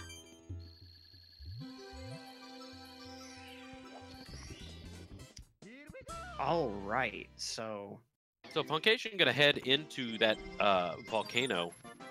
We saw a great lava boost from him earlier. yeah, let's see if he can pull it off again. I think he's going to be able to. Yep. Commentator's Curse going ahead and taking a little bit of a break to whatever wizard cast that curse on these players. Thank Wizard you cast. for relenting just a little bit. I mean, some magical person had to have cast it. I don't know if it's a wizard, a witch doctor, a voodoo priest. I don't know.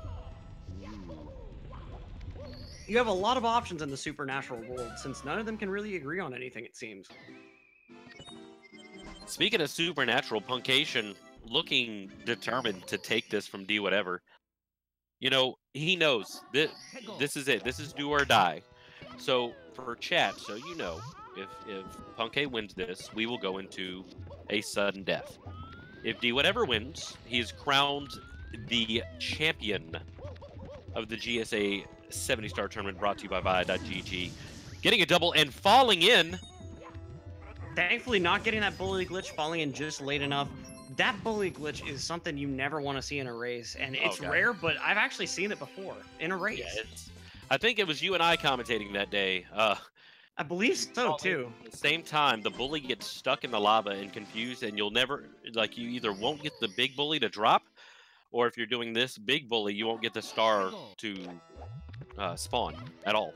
Yeah, and so you literally just have to do another star as a backup, and if you've already done big bully, then it becomes a huge issue, especially if you've already done volcano as well. At that point, you just have to take a death and try again. Nice side flip from Dwhatever. As Puncayshun's going to go see his own big bully. And looks like the bully's being relatively tame overall, and They Punkay are. deciding to go for the triple rather than the big one this time. Nice triple. triple. Very nice.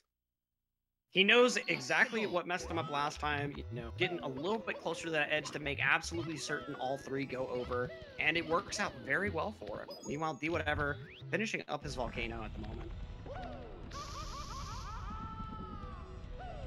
Dwhatever's looking good. You know, he's looked great throughout this tournament. Still undefeated. Like, if he wins this undefeated, that will just be sick. I mean, yeah, that's a level of gameplay not many people can actually claim to have. I mean, that level of consistency. Punkay totally missing the platform from triple box jump. Gonna have to go ahead and go for that Christmas miracle instead.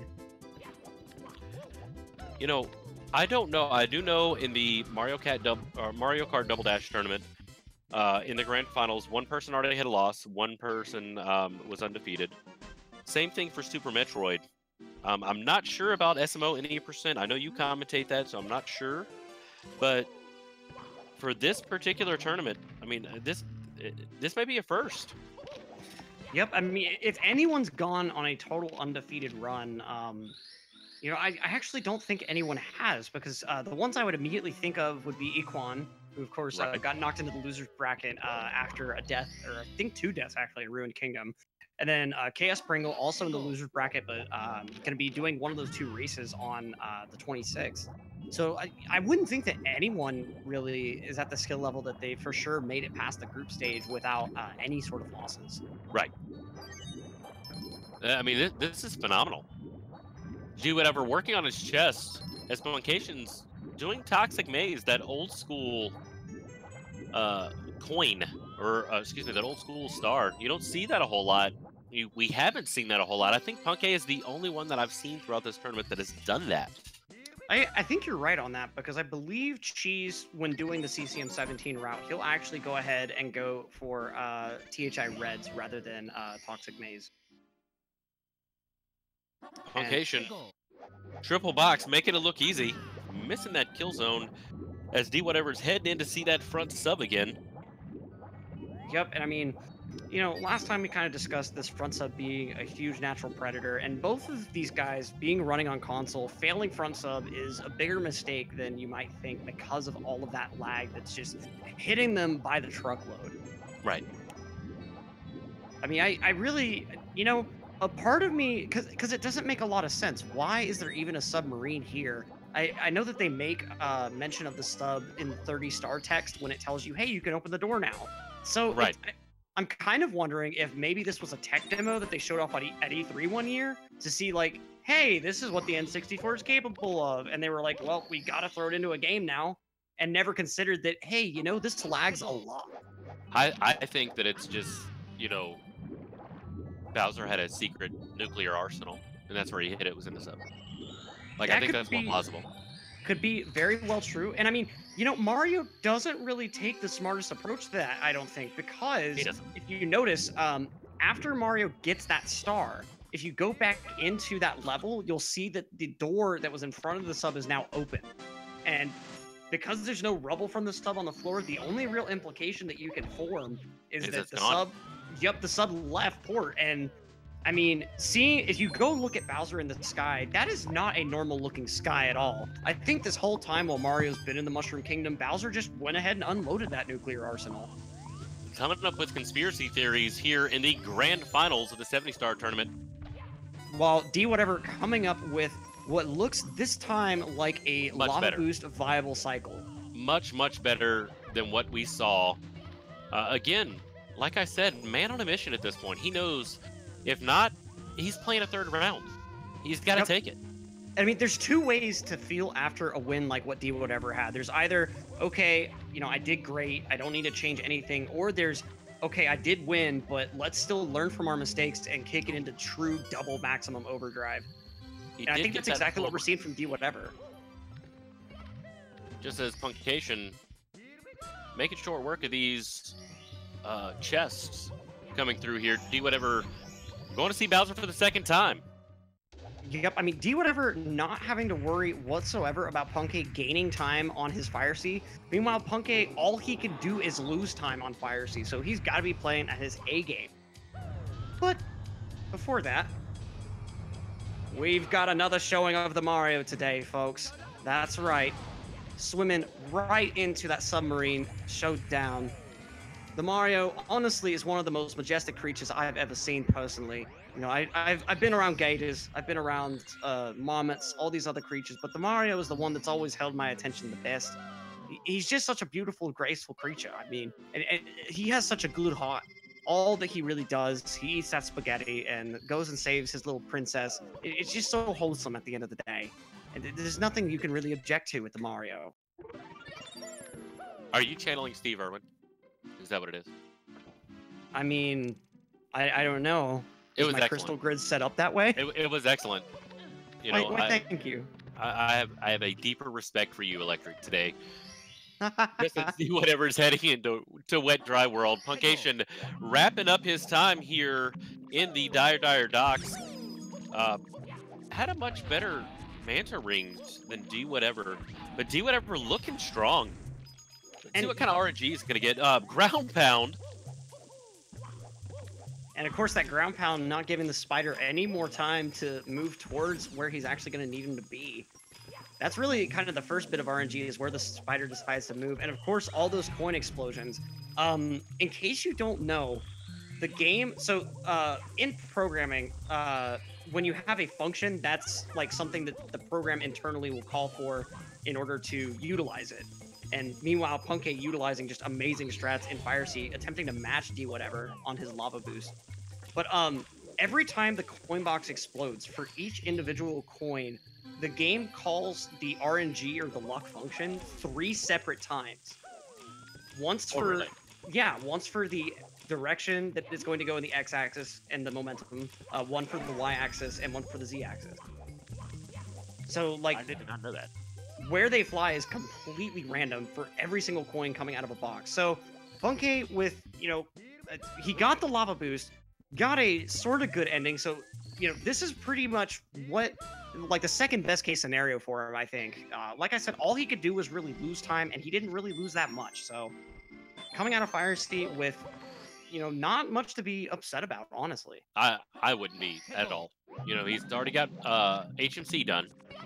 He's about to go upstairs to join Dwhatever. Still looking great. Dwhatever kind of struggled here on this wall kick, and he struggles again. He decides to not go back for it, which I think is a wise choice. Yeah, I mean, if you look, he actually messed it up the opposite way. I think he remembered how he got a little bit too close, bonked on the top of that platform, and so he tried to overcompensate for it right there. And that's what cost him that triple jump, I think.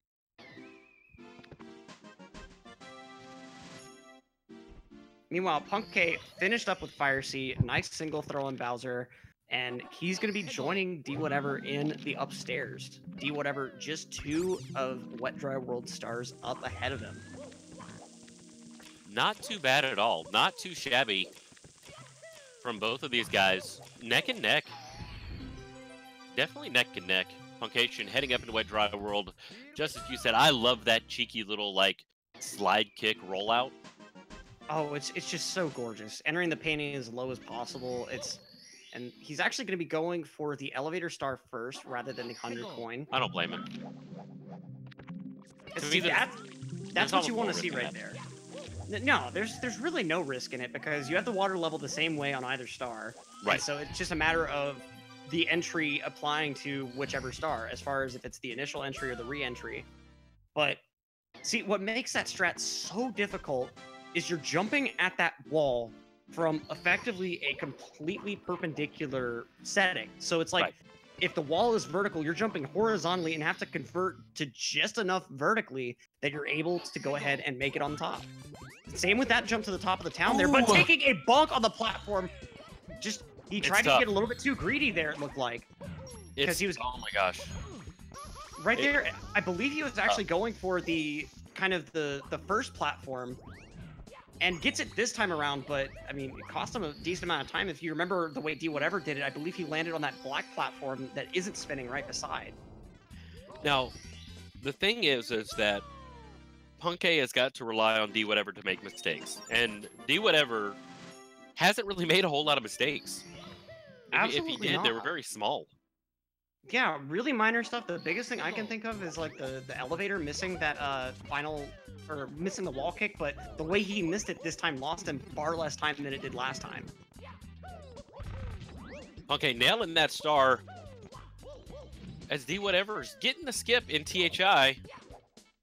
Saving that cheeky little half second or so. It's really not much compared to going around the mountain. And it's risky too, because if you go up top, you kind of get bogged down by the water. if you don't do the skip correctly. Looks like puncayshun working on his 100 coin. Beautiful Flexing. speed kick there. Not going for the second one there, but that's okay. A little bit of trouble with the box RNG. I mean, see what I was explaining earlier. Look at this. Boom. Right. Perfect RNG on the spider, at least. Getting that Skeeter right up next to him. The Skeeter's like, hey, dude, I got something you want. Now, I believe he actually did miss one of the coins from that box, just a little bit too far back for him to collect. But he should be just fine. He's got one more box after this one. This is not the difficult one. To me, when running Wet Dry World 100, this is the box that kind of scares me a little bit because you hit the box, and if you notice, he hit it as a side flip to kind of maximize that area. But you hit the box as that star spawns, so it's a little bit scarier. Yeah, you don't have that instant reaction ability. It's anytime that you have a game stop like that.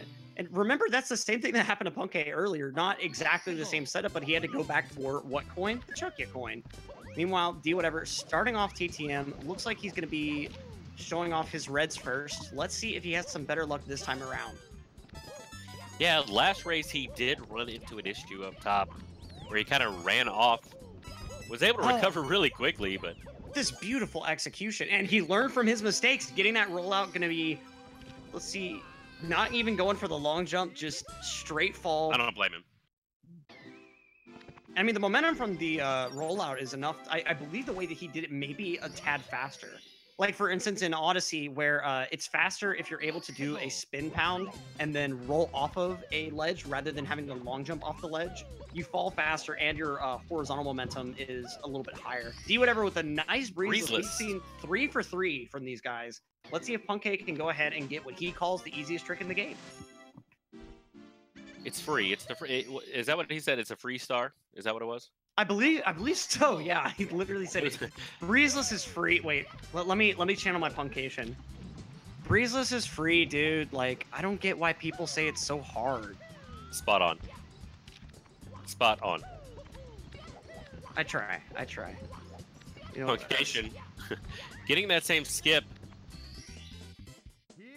So pretty well just matching Dwhatever in THI, but I mean, you don't expect any major mistakes in THI unless somehow you get kind of flipped around on top of the mountain and end up long jumping over into empty space rather than the platform you intend. Which is, it is a possibility. Okay, Dwhatever with his first mountain clip. Very nice. Gotta explain to some of our newer viewers, it may just look like he's jumping in a specific part of the mountain and going through. That's not all there is to that. No. When you collide with the mountain, you want to do a rollout at a very precise time so that as Mario's going through the rollout, the way the rollout hitbox for Mario works is kind of weird, and it puts most of the hitbox through that mountain texture, which causes the game to put the rest of him through. And on the back end is water. Yep, and an interesting mechanic of this game is if you're in water and swimming actively and there's water above you, when you swim towards that water, you'll end up being upwarped into it. Kind of interesting. I'm not sure exactly why that works, but yeah. It's Nintendo magic. Yeah, that's what it is. Definitely reminds me a lot of OOT's game design. For instance, in Zora's Domain, where like whenever you go out of bounds, you can see the water extending pretty significantly. They didn't take any sort of chances with, you know, maybe clipping the water right at the wall and having the wall look a little bit weird. Let's see, Punkay, nice breezeless for the second attempt. 4 for 4. That's why these guys are professionals here. Dwhatever heading up, not even needing that slide kick to get out to the star, grabbed it. Yep, going a lot better for him this time than it did last time, that's for sure. And with that, he's pretty well done with, I mean, he does have deep freeze strat, which if you do a little bit something differently, then you could end up failing it. This star's really, though, the main difficulty left for SL for him. But pulling it off handily, nice slide there. Failing the ground pound, but no huge deal. You know, I like to call that the RNGesus take the wheel, because it's like hand RNG, because you can't see where you're going. Like, you know you have to ground pound on the other side of the mountain, but you can't see exactly where your angle is, so sometimes you're on, sometimes you're off.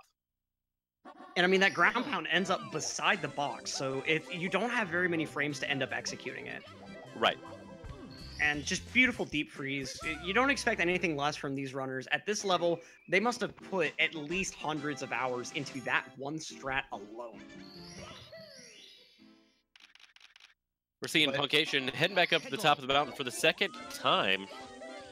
Yeah, just making quick work of that mountain. We're going to see these routes converge in just a second. Dwhatever going to be wrapping up his time here in SL. So now he's going to be starting out his HMC late, while meanwhile Puncayshun is just beautiful nice, just a beautiful box start. Wow. You know, and it's all about the setup. It's all about the setup. Dwhatever heading down to HMC. Puncayshun already completed HMC. I think it's safe to say that Dwhatever does actually have a lead this time, considering that Puncayshun isn't even in SL yet.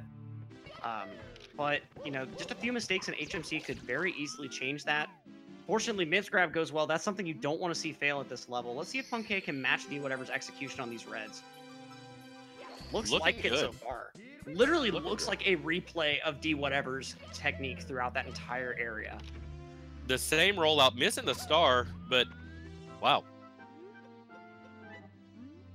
Yeah, certainly not the worst thing in the world. Watch Puncayshun, you know, so he doesn't give that 1-2 punch to the Toad. I was just thinking about that. Watch when he goes to get the Toad outside of TTC. It's almost like he bodies the Toad into his chest to make sure the Toad is fully spawned so he doesn't punch him in the face. Pretty considerate from a Puncayshun, you know. Definitely being a wholesome SM64 runner, that's for sure. Dwhatever, nice triple box jump. And I mean, Puncay, I don't think lost a whole lot of time going for Christmas Miracle first instead, but already Dwhatever has probably his hardest thing in HMC out of the way. And I mean, at this level, these guys have practiced Christmas Miracle so much that the timing to dive to properly hit the switch is just embedded in their DNA. Oh, yeah. Puncayshun heading across now. See, he was able to line it up perfectly, was able to ground pound right on top of the box. Too easy. Yeah, he makes it making it look easy. And he makes it look good. Alrighty, Puncayshun heading back in just as Dwhatever's trying to wrap up Hazy Maze Cave. Puncayshun going to do SL Reds, another star that we don't see a whole lot, or haven't seen a whole lot here in this tournament. Yeah, a lot of people hopping on that CCM 18 route, so it's really interesting and kind of rare to see people going for CCM 17, either with the double pillarless or as Puncay is doing. I mean, typically we actually see CCM 17 for more novice runners, but these guys making that conscious choice, in Dwhatever's case, feeling confident enough in pillarless to be able to risk that potential major time loss. Meanwhile, Puncay just going old school, going with what he knows best, which you can't blame him for that at all. I don't blame him.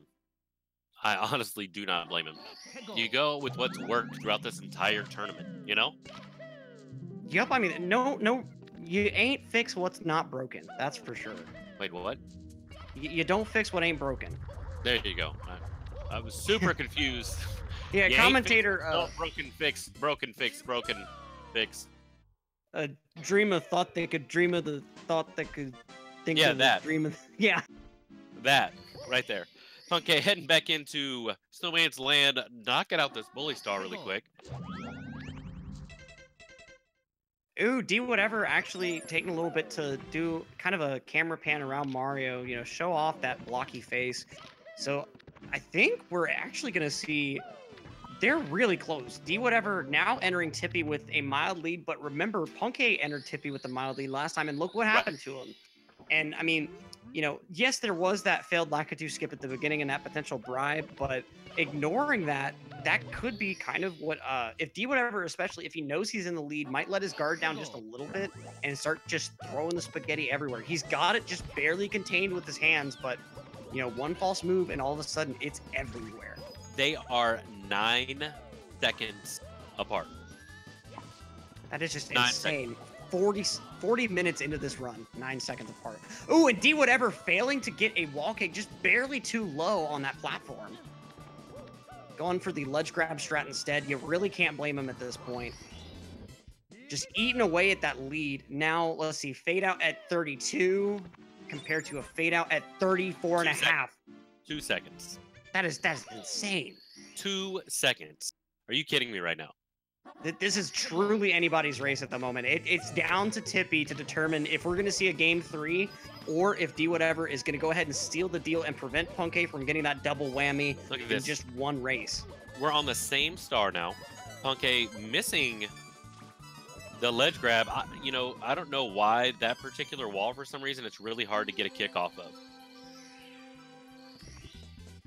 Certainly, I mean, as well as this game has aged and with all of its mechanics, that for being really the first to try them out, they get them so spot on. But there's certain things in this game, especially in Tippy, that are just so unforgiving for no good reason.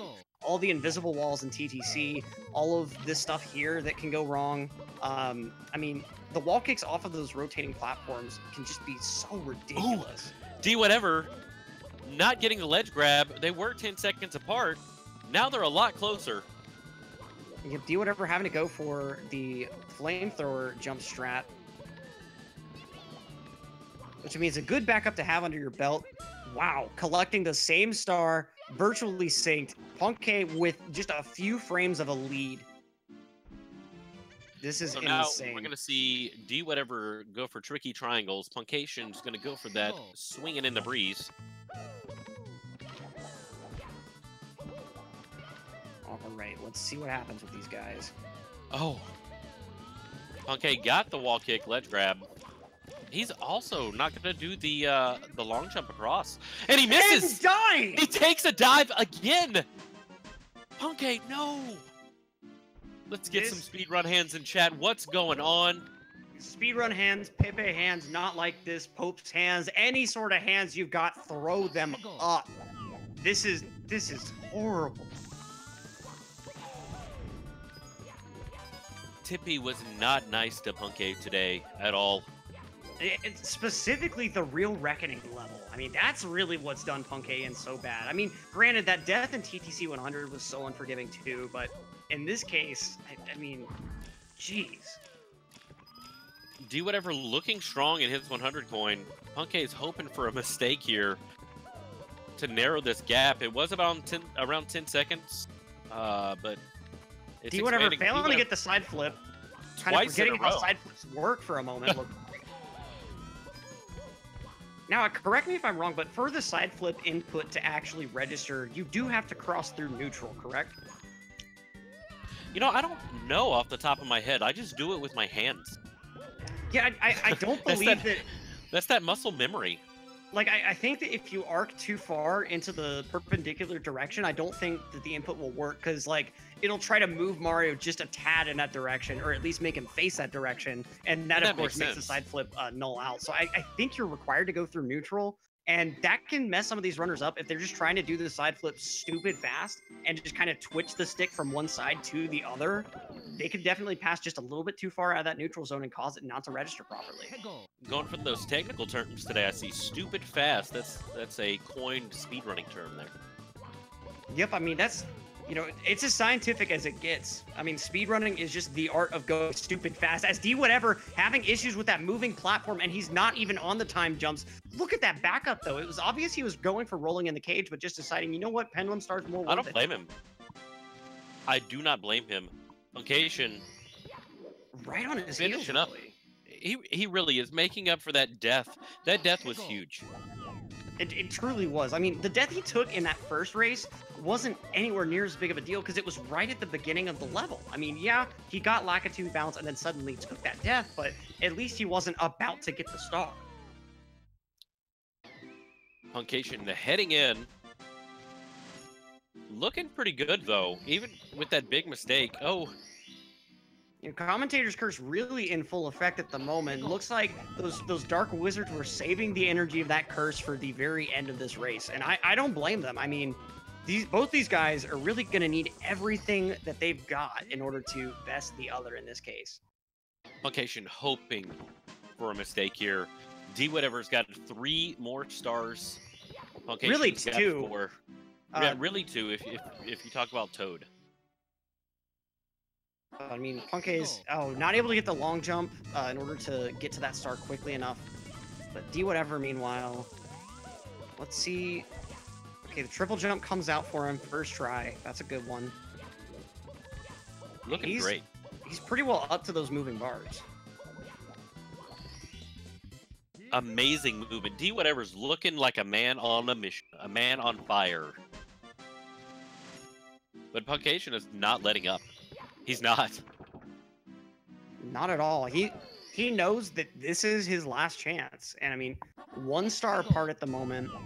Dwhatever, remember having a bit of an issue with those red coins before.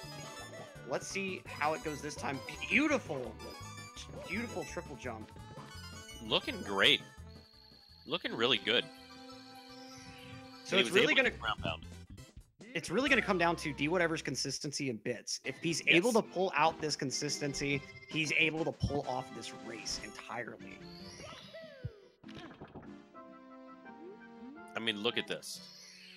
How even with the Rainbow Ride Death from Punkay, look how close we are. Yep. Now, I do want to mention real quick to chat, due to the delay that we have going on right now, if you want us to ask any questions to these runners in the post interview, you'll want to go ahead and post them now, because you'll probably be seeing this part of the stream as we're closing out this race. Good call. And I'm sure people are going to have a lot to say about this race, no matter whose favor it goes into. Dwhatever just starting. Ooh. Not able. Man. What was going on? It looks like he just didn't get the movement off the platform that he wanted, and so. And he fell. Oh no. Well, anything can happen, folks. This is what we mean. Anything can happen. Hasn't lost all of the time. It's gonna come down to throws. Remember, he was a 5-3 thrower last time, and he's gonna need better consistency than that this time around. Nailing the right side, though. Let's see how the Goomba treats him. That's really the last thing that's going to prevent this from going into throws. Oh, and he's far away. He's good. And puncayshun taking a death right at the beginning. No. Man. Dwhatever trying to give him some rope, and puncay just falling a bit further down. And I believe this was about the same situation that they were in the first race, where Dwhatever was in the middle of the throws as puncay was starting up the level. Good first throw, though. Right on target, not even needing those extended range bombs this time. Number 2. Let's see if he can clinch this with... And number 3. Ladies and gentlemen, Dwhatever is our first sponsored 70-star tournament grand champion. Unbelievable. This is just... Wow. What a 48:32 race time. That is just insane. Literally, let's see, that's 26 seconds, I believe. Or no, sorry, 24 seconds off of puncay's PB. That is insanity. That's pretty awesome. We're going to go ahead and try to get these guys in the call now. Oh, wow. That was a nail biter. Dwhatever. Congratulations at this win, man. Like, back and forth the whole time. That was phenomenal. How do you feel? I'm still a little bit, like, shaking. I don't know. I mean... The first race or run from me wasn't too good. And when I won, I started to immediately shake. Or when I entered for throws, and it just continued the whole second race. I mean, honestly... And we do also have puncayshun in this call now as well. But I mean, that I gotta say, before we say anything else, phenomenal race from both of you guys. Going into Tippy this time around, you were 9 seconds apart. Yeah, 9 seconds. Jesus. You guys sat at 4 seconds apart for quite a long time from Dark World. Like, just back and forth, back and forth, back and forth. Punkay, what happened? How do you feel? I feel all right. The first race tilted me super hard because, like, there's just so many. I was just playing ridiculously poorly, and it's really annoying when like when I died on Lockety Bounce, for example, how multiple things I practiced before these races I was getting, like, you know, every time, in practice, and as soon as I do these races, I screw them up. And I was in a really bad position after I lost game 1 because I'm like, all right, I'm super tilted, and now I have to win 2 games in a row. Right. This race, I was like 7 seconds behind my PB after Fire C, so I was on a PB pace. Maybe could have gotten like a 47 if I played near perfect. Then I made a huge mistake in Wet Dry World. Yeah. Which that probably made me lose like 20 seconds or something. After that, PB was over, but I was like, that's fine. I'm still on like mid 48 pace, and I think I played like kind of well in the remaining upstairs stages. But Tippy, Tippy's been like destroying me for some reason in these races. Like both races, it didn't Rainbow go well Ride at was all. rough. Yeah, Rainbow Yeah. Ride was really rough. That death from Swinging in the Breeze was like, I was like, of course, I died in this way that never ever happens. And then when I re-entered, I just did like the baby strat because that's like quite a bit easier. But I thought that death is ridiculous. I think I'm pretty sure.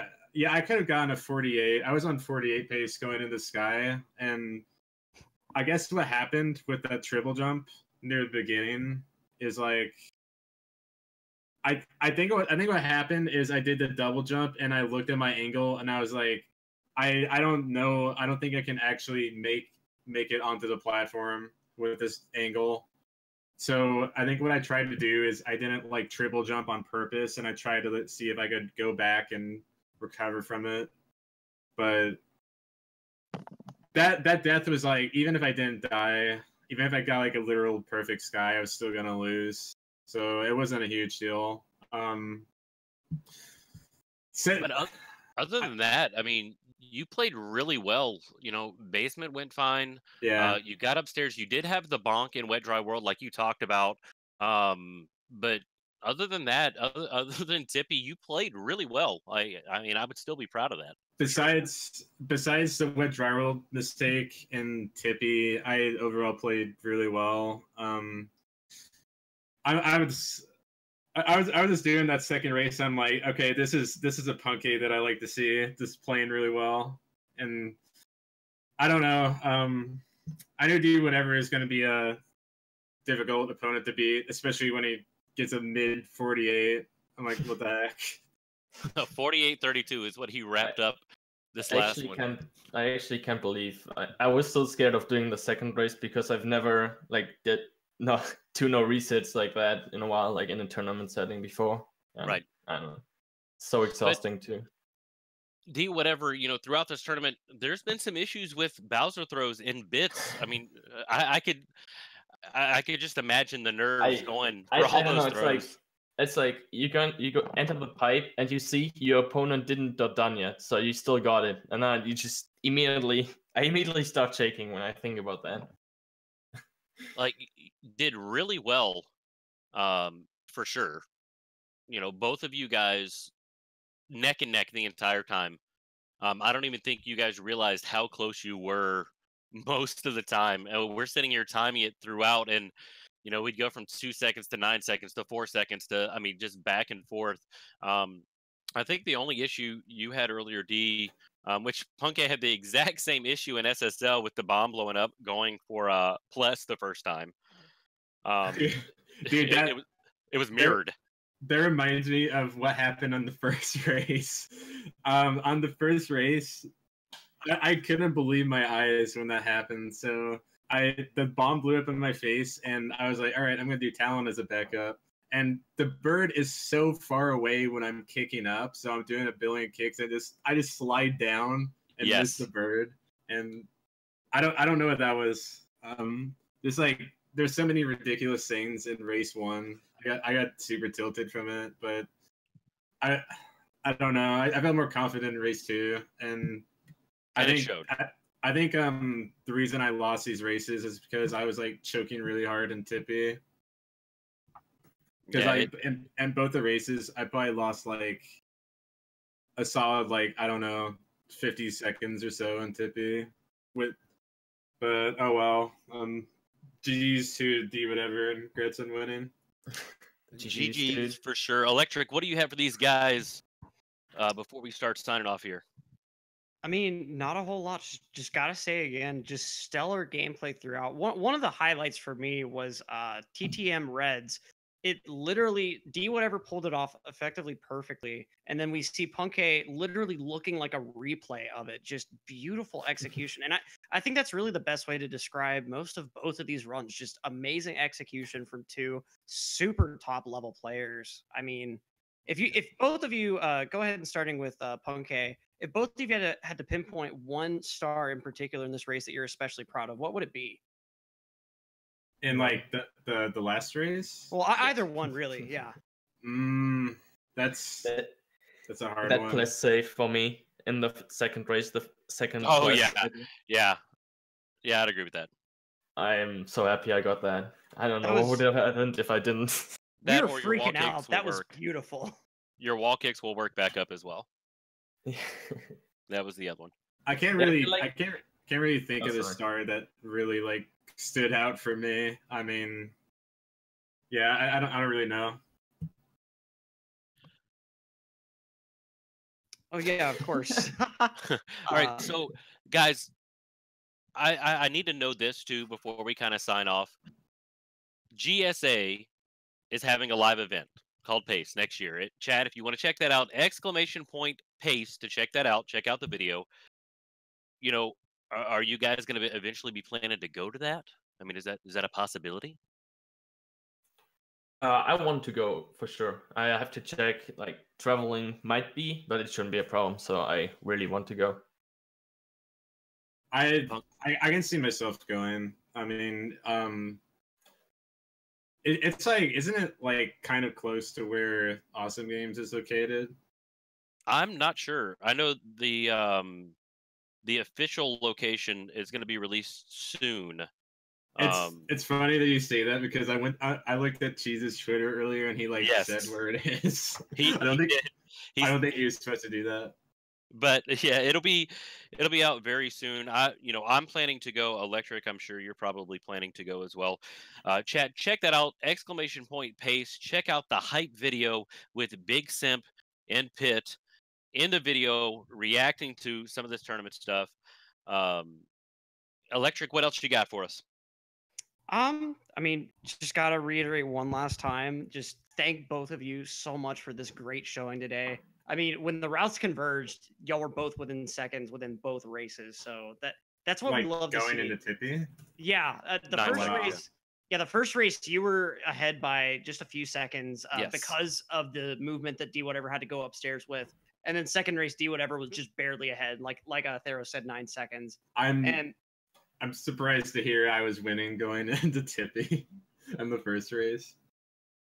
You were though. It was a good showing for sure. And I do want to take the time to kind of thank all of the runners, all of the restreamers, all of the commentators, Vi.gg for contributing to the prize pool, really getting GSA out there. GSA has done some amazing things and will continue to do amazing things into 2019.